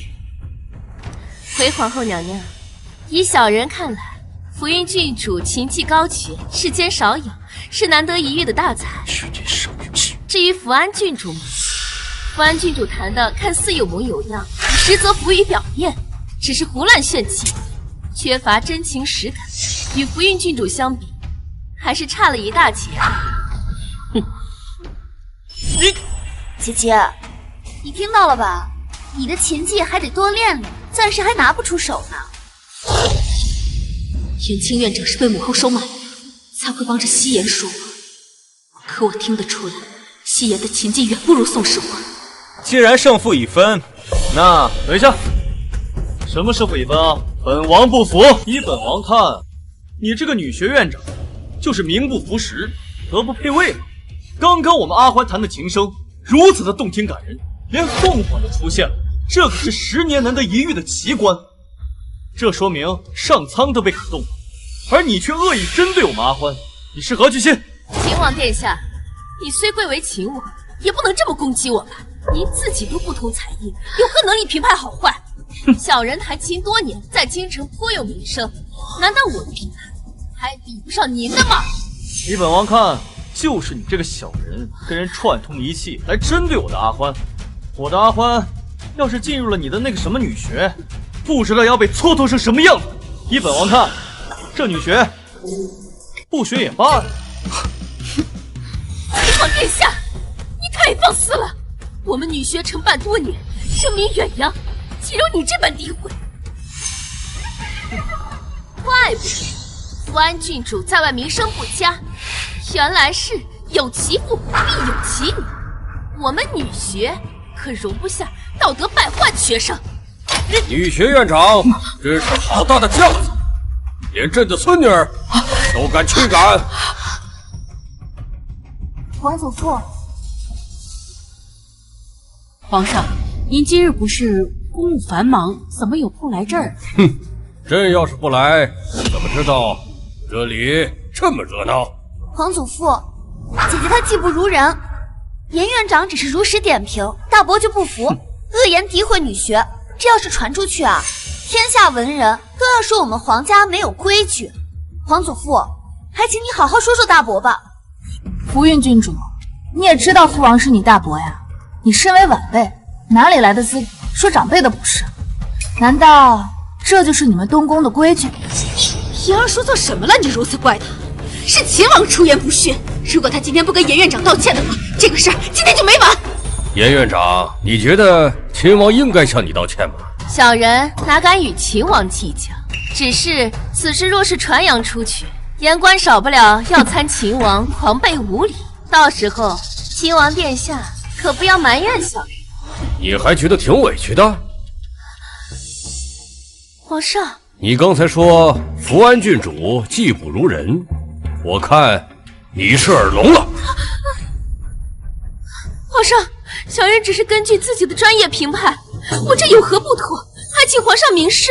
哼，你以为朕是刚刚才来，没有听到福安郡主和福运郡主的琴声吗？皇上，你是何时驾到的？在福运郡主弹奏之前，皇上就已经在不远处了，所以两位郡主的琴声，皇上听的是清清楚楚。你身为女学院长，连谁的琴技水平高低都分辨不出。刚才阿欢弹奏的时候，激昂澎湃，天地都为之动摇。这样的琴技，西岩在苦练10年都未必弹得出。皇祖父，您怎么能这样偏袒宋时欢？这样，您有失偏颇。好就好，不好就是不好。你要正视自己的缺点，方能进步。若一叶障目，怎能见到泰山？还有你，德不配位，这么喜欢徇私东宫，那就到东宫当御空女吧。还不快滚下去！是。宋时欢，你害得我丢尽脸面，我要让你没脸见人！皇祖父，孙女不服。有什么不服？一场琴而已，你输不起吗？为何姐姐弹琴的时候一直戴着面纱？莫非是面纱之下之人，根本就不是她？果然，宋希言，他按耐不住了。你少胡说八道了，这声音就是阿欢的声音，怎么可能不是她？这谁知道呢？如果真的是姐姐，为何她要一直戴着面纱，不敢以真面目示人？姐姐，你倒是把面纱摘下来，让大家看看啊！今日日头太晒了，我不想摘。哼，我看你就是心里有鬼吧？要么这弹琴之人根本就不是你，你所谓的赢我，根本就是弄虚作假；要么你就是得了什么不干不净的脏病，脸上遭了殃，不能见人。宋希言，你给我嘴巴放干净！你别以为你是小辈，我就不敢揍你了啊！大伯，你激动什么？只要让姐姐摘了面纱，不就都清楚了吗？是啊，阿欢，你就摘了面纱吧，免得你妹妹不服气呢。那我若是摘了，确认是本人，你可否为今日对我出言不逊道歉呢？行，我给你道歉行了吧？别墨迹了，赶紧摘了吧！赶紧摘了吧！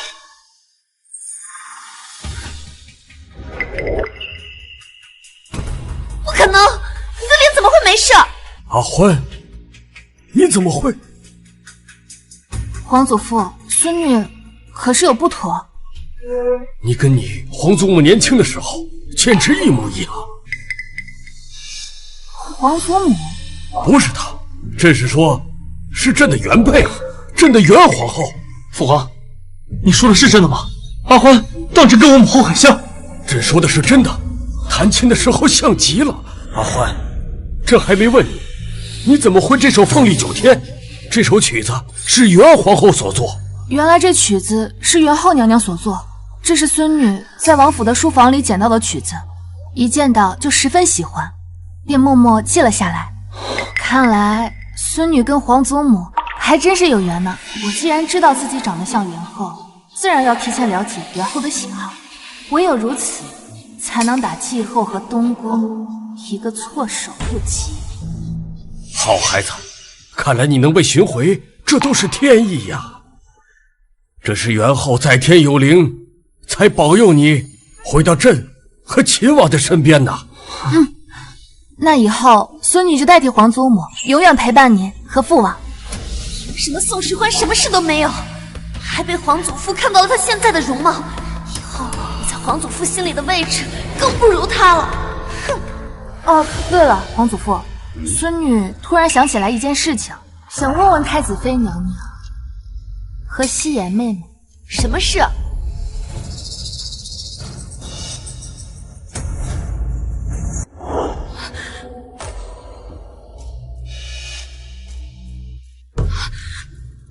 这是胭脂，这是方才孙女在花园里赏花的时候，太子妃娘娘送给我的。太子妃，你什么意思啊？你又想跟本王抢女儿啊？母妃送姐姐东西，有何不可？回皇祖父，太子妃娘娘送孙女礼物，孙女当然是很高兴的。可是我当时想看看胭脂上脸的颜色的时候，让迎春试了一下，谁知这上面怎么都是红疹啊？我也想问问太子妃娘娘，为何你送的东西用了后皮肤会溃烂过敏？难道是这胭脂有问题。王明剑，阿欢是儿臣10月怀胎生下来的孩子，我作为他的生母，怎么可能去害他？这红枕你怎么解释呢？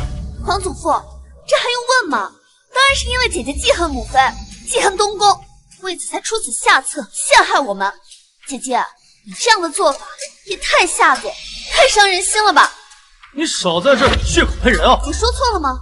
大伯，该不会姐姐平日在府上你就是这么教导她的吧？难怪姐姐冷血无情，一个养不熟的白眼狼。夕颜言辞凿凿，真是令人佩服。可我有一事不明，刚才我带着纱巾的时候，你似乎已经猜到我的脸已经毁了，还说我可能得了什么脏病，而且你急不可耐地拽下我的纱巾，更是掩饰不住的意外。当时皇祖父就在跟前，可是亲眼目睹。皇祖父，他污蔑我！夕颜，你当真是傻子吗？你给我回去，把女则女戒好好的抄10遍。如果再有下次，这一定叫人领刑了。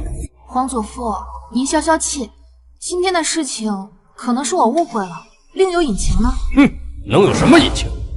我以为夕颜在东宫好生教养，本该是个好的，现在看来怕是宠坏了。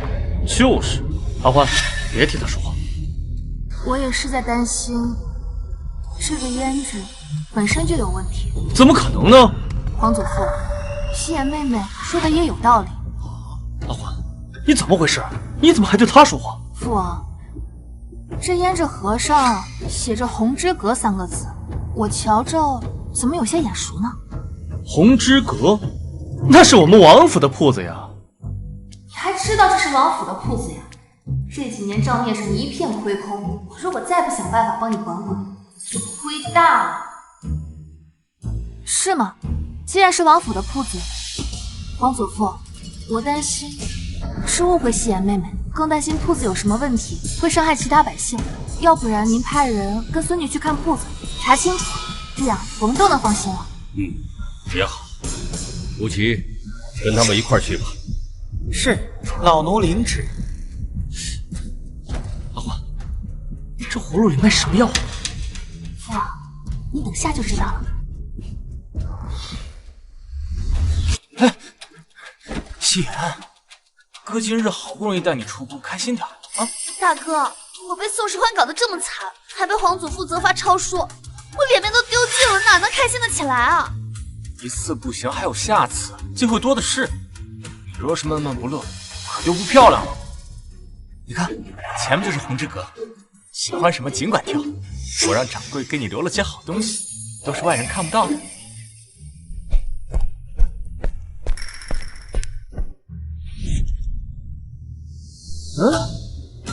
那不是宋妍珍和宋希言吗？他们怎么也来逛咱家的铺子？我正想着怎么找东宫麻烦呢，他们竟主动送上来。这老天爷可在干什么？哎，郡主啊，这个还有这一排，我全都要。哎，好嘞。郡主，东西都装好了。您大驾光临，以后若是有什么需要，尽管吩咐小的。大哥，买好了，我们走吧。好。夕颜侄女，是不是忘了什么事？大伯，你为何在此？我只是和大哥一起出来闲逛吧，这你也要管？闲逛我管不着，但你买东西不可能。是谁教的？这是常家的铺子，大伯，好像跟你没什么关系吧？常家的铺子。告诉宋希言，这铺子到底是谁的？这不是秦王殿下吗？就算您是王爷，也不能随便动手打人吧？而且刚才这位姑娘都已经说了，这是常家的铺子，关您秦王府什么事儿啊？大伯，这样闹事，若是皇祖父知道了，定要治罪的。父王，您不是说要带我来看看王府的铺子吗？王府的铺子，这铺子到底是谁家的呀？你胡说！这掌柜的是常家的人，这铺子是我舅母常夫人的，怎么就成你们王府的铺子了？常家可是我母妃的母家，我拿自己家外祖家的东西，谁也敢拦着？今日就算是我把店里都搬空了，你们也休想阻止。西安，小声些。大哥，怕什么呀？这本来就是我们自己家的东西。这些年我们买自己家的东西，可曾付过钱？哪里轮得到他们秦王府人指手画脚？哦，原来东宫这些年在红之阁买东西，从未付过钱。难怪这红之阁看着生意好，但我们王府的账面上却一直亏本。哼，好你个吃里扒外的东西！你拿我的钱接近东宫，你好大的胆子！大伯，你不要无理取闹了。你们父女俩一唱一和，真把这当自己的东西了，真是没脸没皮。我看这样吧，不如让人去把常夫人请来，当面说清楚。常夫人可是京城有名的大善人，总不至于用别人的银子做善事。叫就叫，等我舅母来了，丢脸的可是你们。宋使唤，这么多人看着你，此事不如你回宫处理。这事闹大了，对大家都不好。父王，颜真哥哥这说的是什么意思？我好像没听懂。他呀，心虚了。哦，来人，让周围人都散开！啊，皇孙殿下，这是做甚？红之阁每日客人多得数不胜数，这不仅要给我们秦王府一个交代，也要给百姓们一个交代，得让百姓们知道他们的银子到底到了谁呢？是不是啊？这说的倒是，我们可都是红之阁的老客户了，今天怎么说也要知道老板是谁吧？常夫人到。这是怎么了？大家都聚在铺子里。舅母，你来的正好，你来告诉宋时欢和大伯，这铺子都是你的，他们竟然在别人的地盘这么闹事，得把他们赶出去。常夫人，你说这铺子到底是谁的？这铺子确实是我代为管理的。怎么样？大家都听到了吧？代为管理是什么意思啊？常夫人，我再问你一遍，你确定这铺子你是老板？我劝你想清楚再说，毕竟这铺子的归属权在谁的手里，官府可是有备案的。这种事如果乱说的话，是要被抓去官府审问的。你吓唬谁呢？要抓也是抓你们，把别人的东西说成是自己的，不要脸！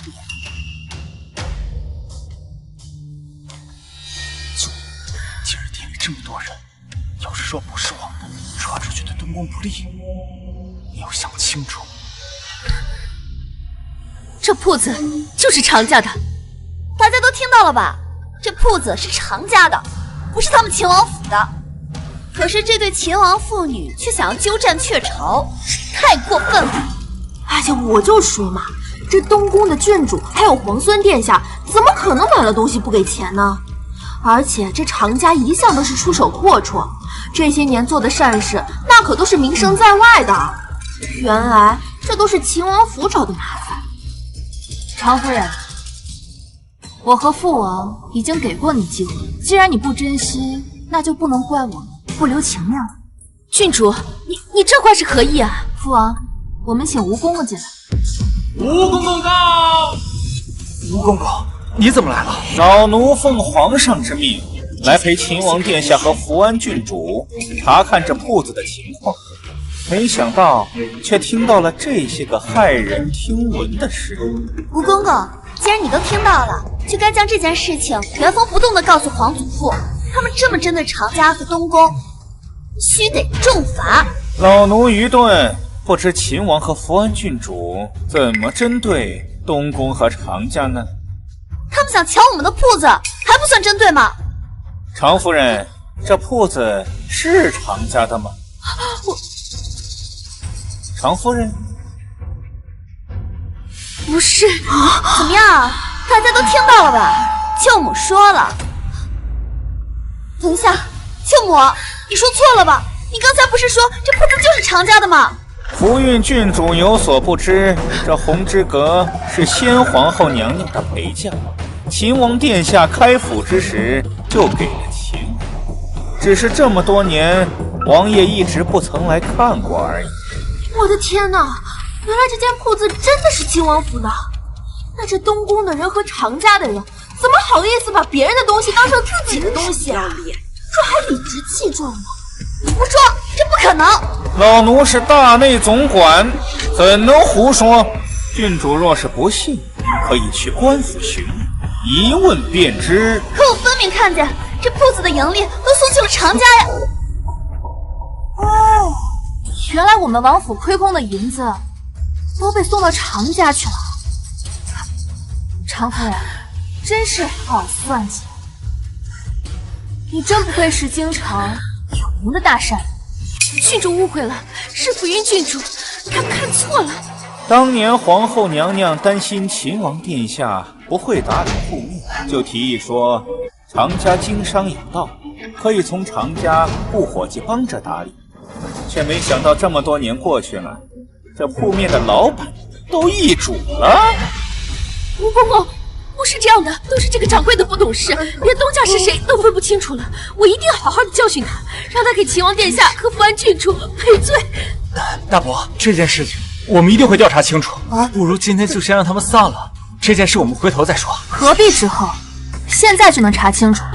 吴公公，烦请您多留一会儿，我倒要看看红之阁这些年到底贪墨我们秦王府多少银子。今天的事情你就是故意的。妹妹，为何倒打一耙呀？不是你亲口承认这些年买东西从未付过1分钱，真把别人的东西当成自己的了，真是没脸没皮呀！现在被拆穿了，你就不乐意了？你贱人！宋希言，看来父皇给你的女戒你还没有看仔细，竟敢当着本王的面骂姐妹！这福运郡主原来是这样的，看来这些年在外面的女人都是浪得虚名啊！这些东西我不要了，大哥，我们走。父王，我们王府就这一间铺子吗？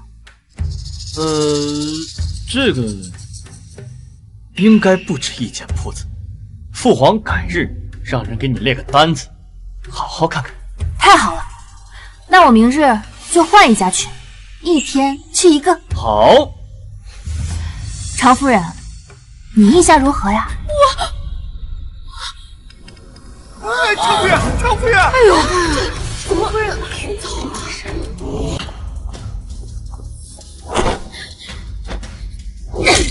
看看你出的馊主意！非要用胭脂去害宋时欢，让他处理到了红纸阁不说，你还在红纸阁里大放厥词，闹得老百姓都知道东宫贪得无厌，把秦王府的东西占为己有。不是皇祖母说不能留着宋时欢那张脸，我才想办法对付他。你还委屈上了？你是为了我，还是为了你自己啊？母后您消消气，言儿他还小，您就别骂他了。皇上说了，常家占有秦王府的钱，必须1分不少的还回去。可我已经问过大嫂了，这些年除了做善事，就是给东宫铺路，所剩的银子不多了。那就想办法去凑，一定要把钱1分不少的还给秦王府，否则这把火就别想灭下去。是，儿臣知道了。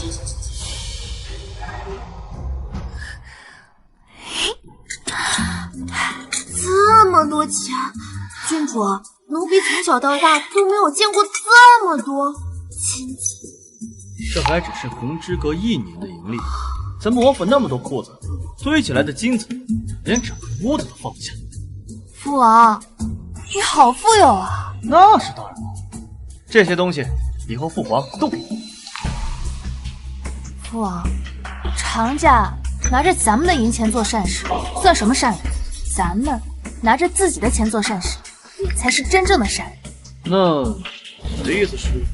反正以后咱们会有很多很多的钱，不如父王进宫告诉皇祖父，红之阁每年的盈利都愿意拿出来给各地的灾民。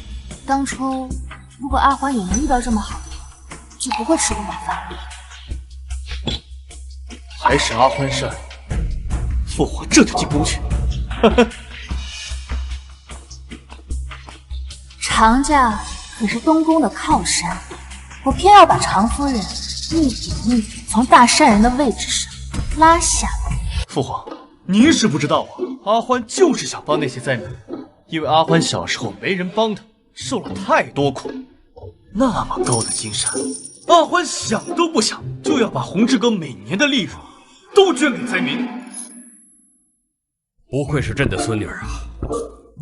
父皇，您呢？找个时间去我府上搬金子去吧。难得你有这么大方的时候啊！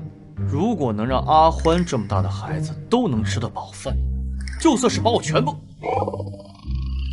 我一半的家财都捐出去，我也毫不犹豫。为君者要能把百姓放在心里。朕这4个儿子里，只有秦王有一颗慷慨济世的心。金子朕就不搬了。你要想做善事，就以你秦王府的名义就行。也好，那我们也开粥铺，给那些吃不饱饭的人吃粥喝。还有一件事情，近来户部尚书告老，户部缺一个主事的官员，就由你先顶上，替朕管理户部吧。没问题啊，我现在经历铺子备战一事，会算账多了。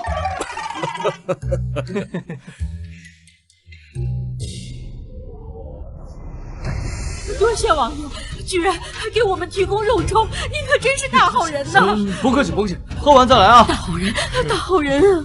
来，自从郡主来到咱们王府，王爷跟从前真的判若两人了。郡主，你可真是我们王府的福星啊！福星？自我回宫之后，东宫的人一直视我是个灾星，还是第一次有人说我是福星呢。说实话，我都不习惯了。阿欢，你就是福星，在本王眼里，你就是本王最大的福星。我有父王也是好福气。如今常家自身难保，再也没有能力继续施粥行善。常家霸占秦王府产业的事情也闹得沸沸扬扬，就连东宫都被涉及。这一幕确实太过哀凉。要是能让秦王府名声扫地就好。你说什么？秦王府在外面建粮草、设粥棚？是啊，秦王还把您之前的白粥换成了肉粥。现如今外面人人都说秦王才是真正的善人，而您只是伪善。秦王那个纨绔也配被称为善人？我苦心经营这么多年的名声，竟是为他人做了嫁衣。舅母，若您平白咽下这口气，那日后在整个大齐都抬不起头了。夕颜，那你说我该怎么办？舅母施粥多年，在京城人脉遍布，现如今给秦王供应肉粥的那些人当中，一定有一些是您的旧识吧？这个是自然。若是秦王供应的肉粥出了问题，喝死了人，那他这些天积攒的好名声就不复存在了，甚至会被百姓群起围攻，那就是搬起石头砸自己的脚了。您说是不是啊？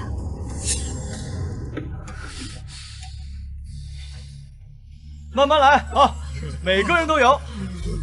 王爷真是个大好人，大善人，大善人。父王，大家都在夸赞你呢，只怕过不了多久，你的名气会比东宫还好。那是自然，本王那肯定。哎，大家都快别喝这粥了，王五喝了之后死了。王五喝了之后死了。你别胡说八道啊！我连续吃了好几只了，都没什么问题啊。肚子好疼啊！没事吧？没事吧？这是怎么了？他没气儿了！秦王府的粥又喝死人了！秦王府给我们喝有毒的粥，真是太过分了！太过分了！我之前还夸赞秦王是个好人，现在看来简直就是畜生，草菅人命了！不是这样的，我们好心给你施粥，这怎么会下毒呢？肯定是误会啊！人都被毒死了，你说是误会？对，必须给我们大家一个交代！给个交代！现在出了人命，不要冒犯！怎么会这样？都是真金白银买回来的粮食，怎么可能会闹出人命呢？这人命的背后，定有人在推波助澜。迎春，快取一碗粥，尽快送入宫里，请梅太医跟你一起查看，务必找到问题出在哪。是。嬷嬷，先将粥棚收起来，在问题查清楚之前，不要再让人喝粥了。是。是皇后还是宋熙龄她？宋氏，这父王的宝贝，可拿什么跟我比？温马肉？是啊，太医院查出粥里掺杂了带有温病的马肉，人吃多了自然有性命之忧。可我们分明花重金采买新鲜的肉，怎么会变成温马呢？或许是采买的人动了手脚。我们在城中多处都搭建了粥棚，参与采买的人数更是繁多，就算一个个审问都要费不少力气的。王爷已经被宫中侍卫带走了，还不知何时能回来。不管有多难，我一定要救出父王。有事启奏，无事退朝。启禀皇上，臣有奏，臣要弹劾秦王无德，竟在粥里掺杂带有温病的马肉，戕害百姓。臣也要弹劾秦王沽名钓誉，为了民生不顾百姓性命。臣要弹劾秦王治下不严，事端频出。臣等求皇上立刻将秦王押入诏狱，严肃处置。皇上秉公惩处。哼，朕问你们，这带温病的马肉是怎么到粥里的？你们谁去查了？这事情的始末都分不清，还让朕处置？处置谁？处置你们这群尸位素餐的饭桶吗？皇上，臣认为以秦王的心性，断然不会故意往肉粥里掺杂带有温病的马肉之事。你继续说。以老臣之见，有可能是被人陷害。沈太傅是调查过此事吗？本宫听说太傅昨日还感染风寒，竟还有精力去管秦王的事。秦王乃元后嫡子，心性善良正直，岂能做出自掘坟墓的事情？明摆着就是被奸人陷害。太傅大人还是这样自视清高，昔日秦王纨绔之名天下皆知，你难道忘了吗？皇上，臣自请彻查此事。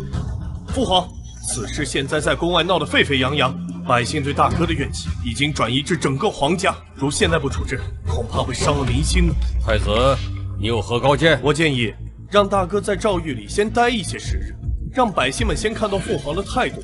待沈太傅查明真相后，自会还大哥一个清白。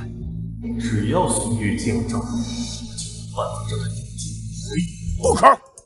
皇上，请给臣7日时间，臣若不能查出真相，到时候臣愿和秦王一起被关进诏狱，请皇上恩准。准了，就依太傅所言，退朝。哎，父皇，才剩几天呢，就捅了这么大娄子，你就不能长点心吗？这么容易就被人算计了？那还有没有人再出事啊？都是我不好，好心办坏事。那昨天都死了2个人了。好了，你也不用太担心了。这几日你就老实在紫宸殿待着，太傅会替你查明真相的。阿欢还在府中等我呢。你要真担心阿欢，你就在这老实待着。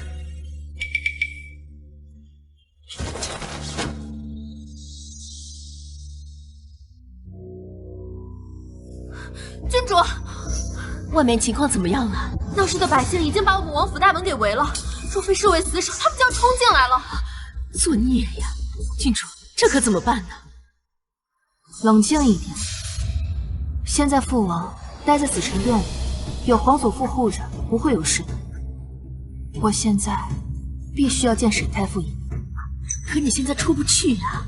萌萌，你替我找一件丫鬟的衣裳。是。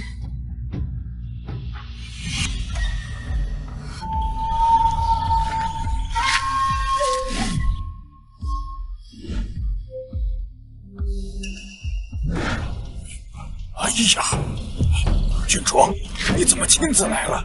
这个时候保证你安全才是最重要的。沈太傅，愿由您自己来，替我父王争取到7天的时间，我更不能坐以待毙。沈太傅，我来是想把秦王府最近发生的事情同你说清楚。若是太傅大人信我，请直接从常家开始查起。这名单上面是之前常夫人在施粥的时候也做过帮手的，他们的嫌疑最大。我相信郡主，郡主的这份名单可是帮了大忙了。郡主，这2天又有6人因食了肉粥而丧命，如今连沈太傅的府上都被人给围住了。宫里可有消息？奴婢只知道这几日早朝弹劾王爷的折子越来越多，皇上是顶着压力才把王爷留在了紫宸殿。此时，皇祖父也无法派人驱散人群，若是做了，反而对父王不利，连沈家门外都被围住。看来背后指的是不想让沈太傅在7日内查出真相。那现在怎么办？不能让其得逞。迎春，你去熬几锅浓浓的白粥，我要亲自在王府门口施粥。郡主，万万不可呀！您若是出现，那些百姓拿您出气。听我的，去准备。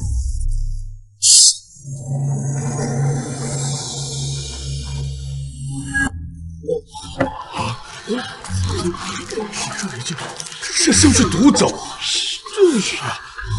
你们王府的粥毒死过人，谁敢喝你们的粥？对呀，就是啊！是吧？啊！秦王府是不是想继续害死我们？诸位，请听我说，秦王府不屑于做那些阴损之事。沈太傅正在彻查此事，我怕大家不放心，特意让人熬了米粥，里面没有添加任何肉糜。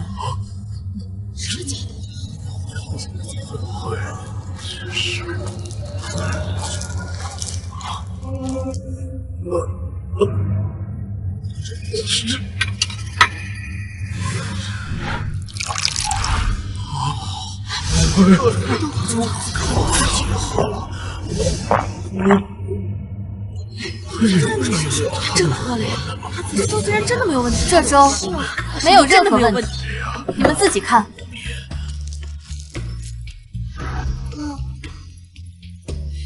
小姑娘，饿了吗？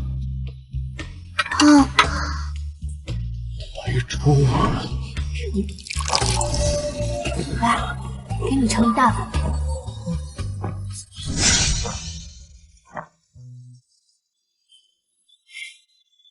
我比你们更迫切的想知道肉粥为何出了问题，但请大家放心，秦王府绝非故意伤害大家的性命。凡是因肉粥而丧命的，秦王府会将其安葬。若有亲人，则可来秦王府领取抚恤金。大家不要着急，7日之前还有5日，我们定会给大家一个交代的。是啊，没想到这郡主小小年纪竟如此有担当，真是我们误会秦王府了。排队吧！不管发生什么事情，大家请先排队，把肚子吃饱，吃饱了饭才有力气维权，才有力气活下去。是啊，我们得活下去。排队吧，排队！今天的粥里还有肉。对，我们排队。小姑娘，去告诉沈家门外的人，都来这里喝粥。谢谢。谢谢。娘，有粥了！谢谢郡主。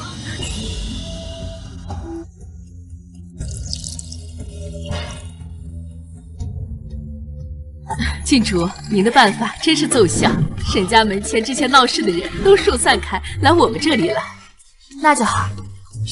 郡主，要不让老奴来吧？您亲自施粥，都已经几个时辰了，一定累坏了。无妨，我要亲自施粥，方能彰显王府的诚意。只要我们救出父王，比什么都重要。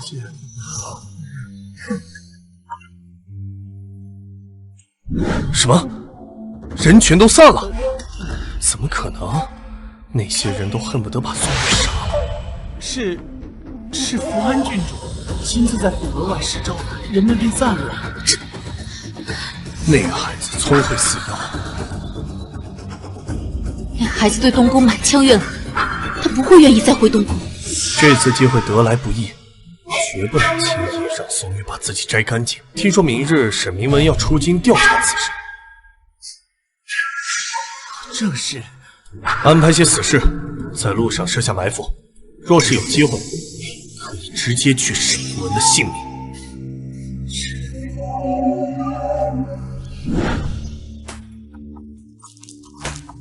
郡主怎么还不睡？明日沈太傅便要出京调查，虽说已经做了万全的准备，可我这心里还是忐忑不安。我想进宫见皇祖父一面。郡主，如今百官的眼睛都盯着王府，我们没办法贸然进宫。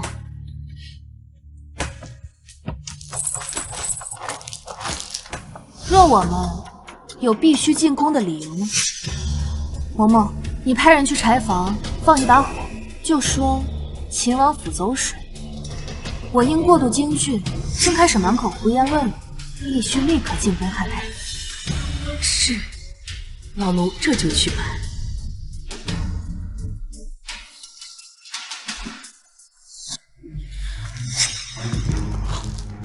阿欢，听说王府走水了，你没事吧？没受伤吧？父王，我没事，就是见不到您，心里记挂。怎么不见阿欢记挂朕呢？皇祖父，孙女一半记挂父王，一半记挂皇祖父。皇祖父最近清瘦了许多，都是父王不好，害着您跟着操心了。你呀，你让朕说你什么好呢？就不能让府上的小厮帮你施粥吗？皇祖父，孙女是皇家郡主，遇到事情就得敢站出来，这样百姓们才信任我们秦王府。好魄力！说吧，你想出这个鬼点子进宫，到底有何事啊？孙女想请皇祖父让沈潇沈大人明着暗中保护沈太傅。沈太傅为了父王舍身不举，孙女害怕他出事。快行起！朕允你。吴起，传令下去，让禁卫军跟着，确保太傅的安全。奴才这就去安排。舅母，该扫尾的都扫尾了吧？整个大齐有温马的地方不止平州一处，全查一个，花费1个月不止。且平州温马有数百处，尸体都被埋在土里，而我们只用了其中2头，还特地杀死了2头好马，埋到原地。那办事的人呢？办事的是我娘家家仆，出事之后我就将人送去平州了。沈明文想找到人，没那么容易。那就好。谢谢郡主。听说郡主亲自施粥，让人心生敬佩。我也来陪郡主一起施粥，也能让郡主少些劳累。真不愧是京中有名的大善人呐，这个时候也愿意来帮秦王府一把。是呀，大善人呐。正好京城去平州路途险峻，我正因为担心沈太傅而心神不宁呢。平州？什么平州？常夫人，你不知道？不对呀，平州不是常夫人您的娘家吗？怎么可能？国土辽阔，他们怎么会一下子就锁定平州？迎春，去扶一扶常夫人，我看她有些站不稳。是。不用了，我突然想起来，我府上还有一些事情，我改日再来。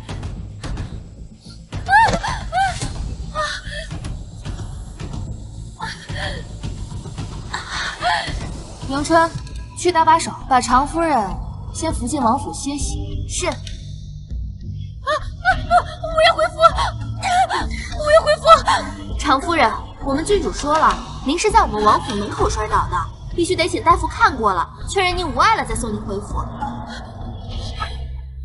了，全完了！来，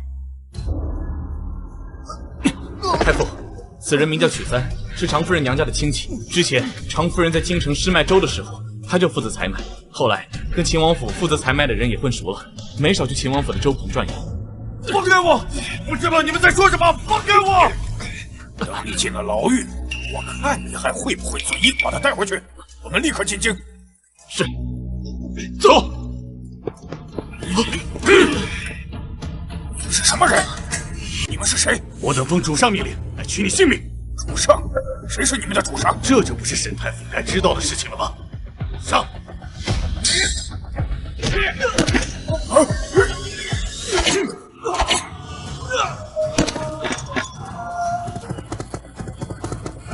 太好了，是禁卫军。皇上，沈太傅回来了，正在外头求见您。快宣！宣沈太傅。参拜皇上。太傅，肉粥的事情查得怎么样了？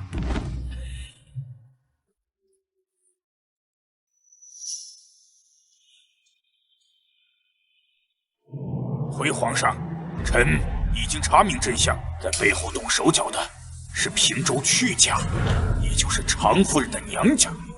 果然是他们！当初因为铺子的事情，他们就对本王怀恨在心，没有想到这次竟残害百姓来陷害本王。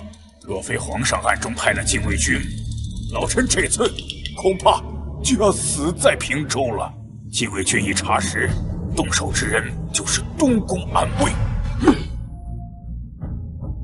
这次多亏了阿欢，连夜进宫提醒着。多谢郡主。是我要多谢沈太傅，拼死查证才是。来人，选常夫人进宫，还有太子、太子妃，都给我滚过来！父皇，儿臣有罪，儿臣不该因为太子妃是常家之人而试图偏袒常家，请父皇责罚。皇上，求您饶了太子这一回吧，他也是关心则乱，一时糊涂啊。好一招知错就改，把水搅浑，然后淡化东宫无罪字。为了包庇常家，就对忠臣之后动手，隐藏真相让本王蒙冤。所以在你心里，常家比顾将军、比本王都重要，比父皇也重要，是不是？大哥，孤从未这样说过，而你就是这么做的。君子论迹不论心，还是说堂堂一国太子，竟然是个小人？大哥，你莫要含血喷人！没想到父王竟也会有这么能言善辩，真叫人喜爱。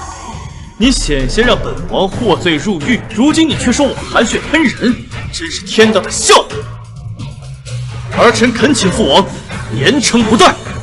杨氏设计皇嗣7岁当中查抄常家所有家产，3代以内通通秋后问斩。不要啊，皇上，求您放过臣妇的孩子，臣妇甘愿接受任何惩罚。秦王也是朕的孩子，你算计朕的孩子，还想让朕从轻处置？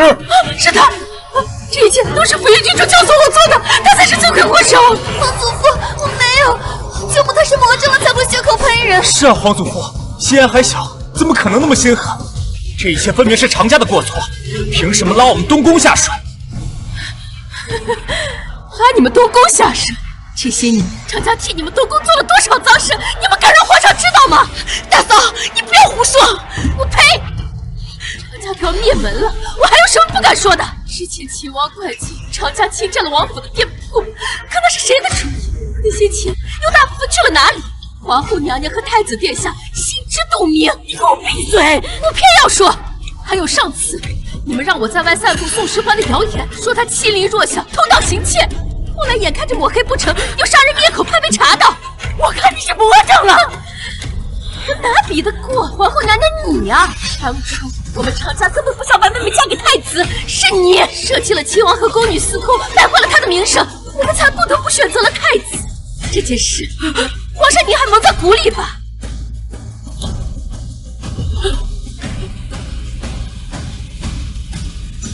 原来是你，是你陷害秦王的。不是这样的，不是这样的，这个女人她疯了，她的话你不能信啊！父皇，那些事情不是儿臣做的，儿臣冤枉。你还冤枉？陛下，就你们俩，简直如出一辙，心狠手辣。就你们这样，怎配为一国之母，为国之储君？来人，传朕旨意，朕要废后，废太子。皇上，你不可以这么对我跟太子啊！若是姐姐带剑之灵，也不愿看到你对她的志气如此狠心啊！皇上，阿欢，你哭什么？皇祖父，阿欢心里难受。祖母仙逝的时候，父王还不到2岁。祖母的事情，父王只能从旁人嘴里听到。可父王明明是祖母唯一的孩子，若祖母还在世的话，看到父王被人算计，变得声名狼藉，祖母心里该有多难过。没错，你怎么还敢提及元后？她是你的亲姐姐，秦王是你的亲外甥，居然用宫女算计亲王，你简直该死！父皇，儿臣可是储君呀，你若是将儿臣废了，定会朝野震荡的。你还没当上皇帝呢，你以为就没人取代你吗？别忘，朕还有个嫡长子，秦王。无论从人品和德行，都远远在你之上。朕要立秦王为太子。王，大女儿就恭喜你当太子了。不是说当年大师给你腹中的孩子劈灭，如果夕颜才是福星吗？那为什么宋世欢去了秦王府之后，大哥的运气就那么好，现在甚至取代了我成为太子？我也不知道啊，当年夕颜的运气就是比石欢要好，不然也不会被掳走的人是宋世欢呀。那要是我们搞错了？不会吧？我这就让人把大师请进宫，再问个清楚。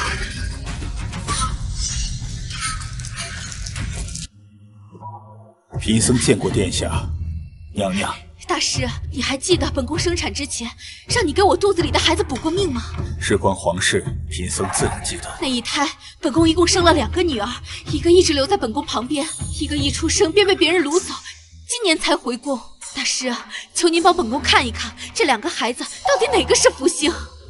福星之兆，并非显于顺遂之途，反而是经历人间至苦，淬炼心性，方能积攒福荫。你的意思是，那个福星实则是从小被掳走的孩子？正是。怎么可能？我们一开始就错了，全错了。我竟然拱手把福星送到了秦王府。殿下，不可能，这不是真的，那个臭和尚一定是在胡说。夕颜，你怎么了？大哥，你帮帮我，能帮我的人就只有你了。知道我怎么做？我帮了，杀了宋世焕，只有他死了，东宫才能安宁。大哥，父王被摄入太子之位，皆是因他而起，他不死，我们都别想好过。我知道了，我会想办法除掉那个祸害。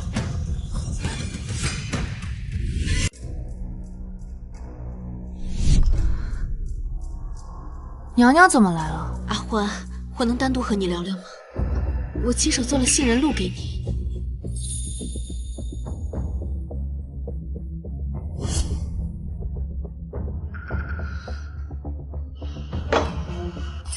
你放心，没毒的。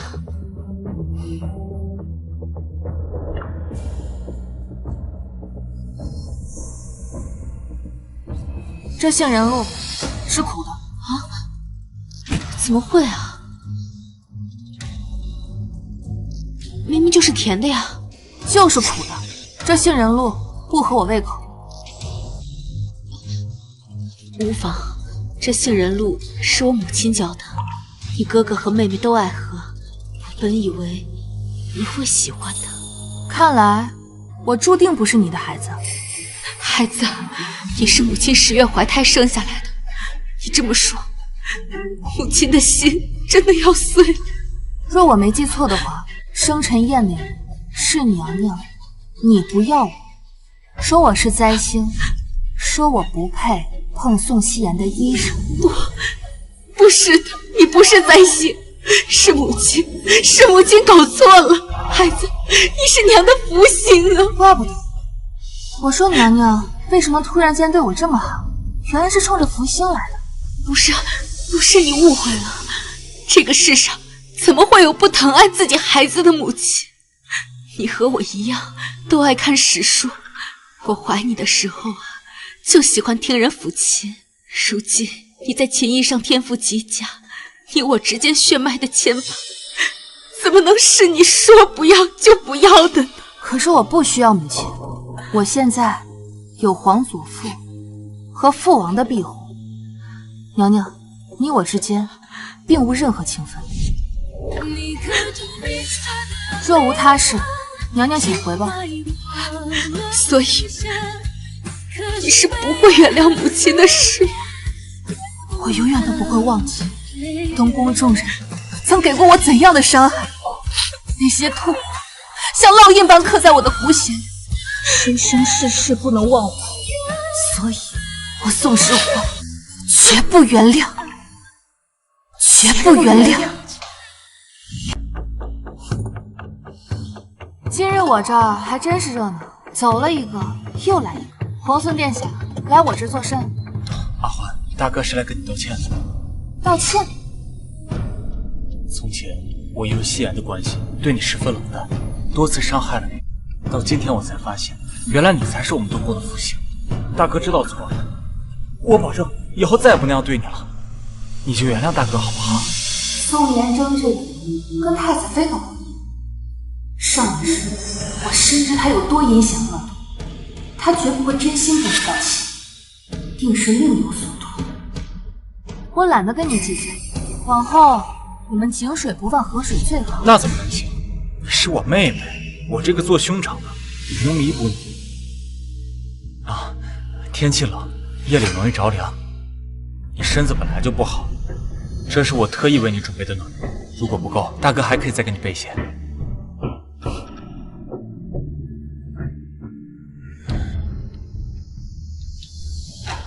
这炉底的夹层内填满了磷粉，一点即燃。上一世我就险些被他们活活烧死。听闻你夜里总发冷，这暖炉就送给你取暖吧。多谢大哥。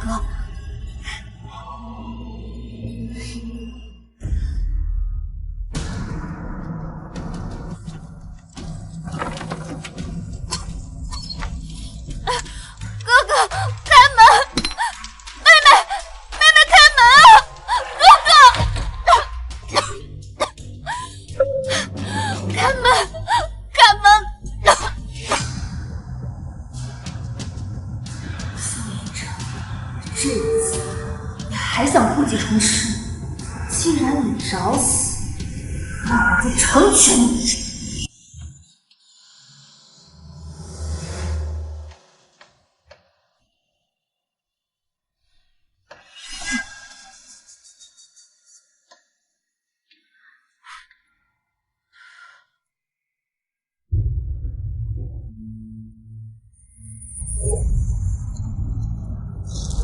这下宋时欢死定了。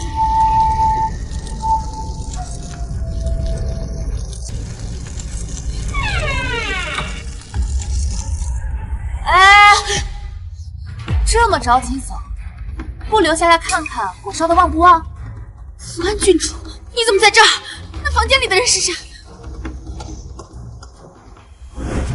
你看看到底是谁？怎么会这样？你觉得你为什么那么轻易的能混进本郡主的房间？那是因为我提前在等着瓮中捉鳖。说是谁指使你谋害郡主？没人指使，还敢狡辩！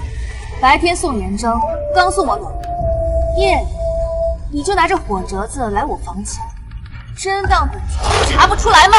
来人，禀告皇祖父，宋延征收买宫女，在我房间纵火，罪证确凿。皇祖父，孙儿冤枉。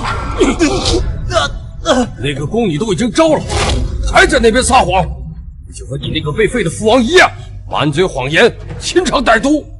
延征，竟敢想放火烧死我女儿！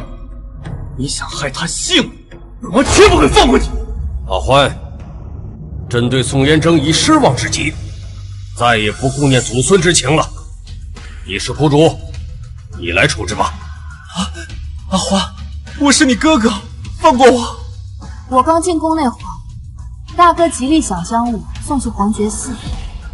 既然大哥那么喜欢皇觉寺，不如余生就在那里度过吧。来人，放我出去！放我出去！放我出去！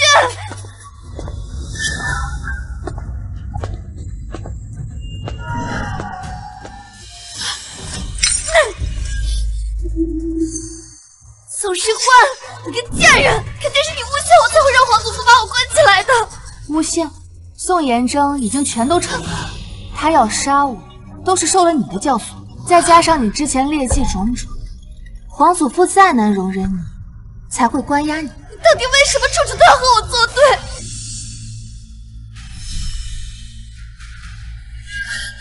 你敢打我！我这一巴掌是为了我前世你欺我辱我，还杀了我。你可知道那些年我是怎么过来的？前世？什么前世？你在胡说八道些什么？这一巴掌是为了我和我父王受到的诬陷和打压，我和我父王从未惹过任何人，而你却一次次挑起祸端，你不该死吗？疯了！我要杀了你！宋希言，坏事做尽天理难容，今日宋时欢就替天行道，让我送你去阴曹地府认罪！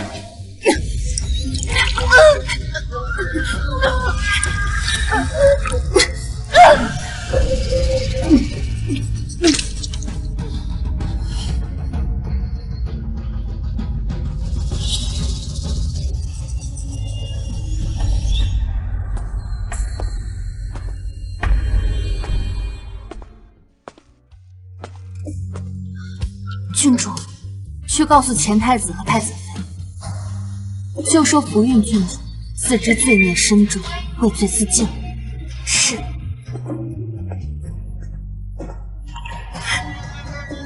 宋时欢，你看到了吗？因为上一世的自己，我丑了。坐下。不，父王，您正值壮年，身体康健，怎么能够早早下位呢？儿臣不同意。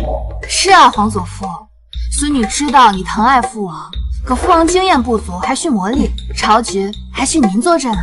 哎，朕老了，临朝这么多年，朕也累了。这些日子我命你图治做得极好，朝臣们对你赞赏有加，江山交到你的手里，朕心里放心的。父王，还是真的不行啊！再操劳些日子，这么大摊子扔给我，不行啊！你母亲在世的时候，朕答应她要带她游山玩水，可是，一坐上这龙椅，这一天都不能闲。现在郑侯位闲下来了，朕要替他好好的看看这大好河山，你可不许阻止朕。可是，没有可是了。朕虽然当上了太上皇，朕还要回来时常盯着你呢，最好给朕勤勉一些。要是朕发现你偷懒，朕一定回来揍你的。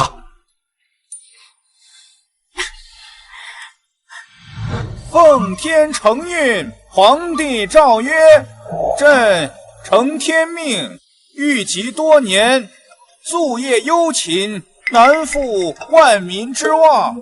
今年迈体衰，精力不济，而太子宋玉仁孝聪睿，德才兼备，可继大统，资尊祖制，顺应天心，禅位于太子宋玉继皇帝位。朕位居太上皇，以颐养天年，内外文武百官当同心辅佐新君，共襄盛治，以安社稷，布告天下，贤使闻之，钦此。拜。臣等拜见新皇，吾皇万岁万岁万万岁！众卿平身。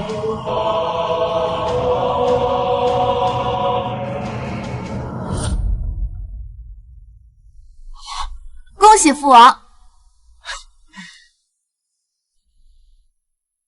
朕也要恭喜阿欢成为长公主。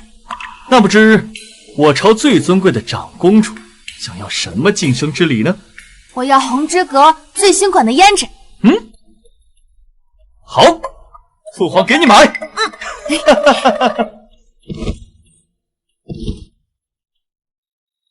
恭送皇上，恭送皇上公主。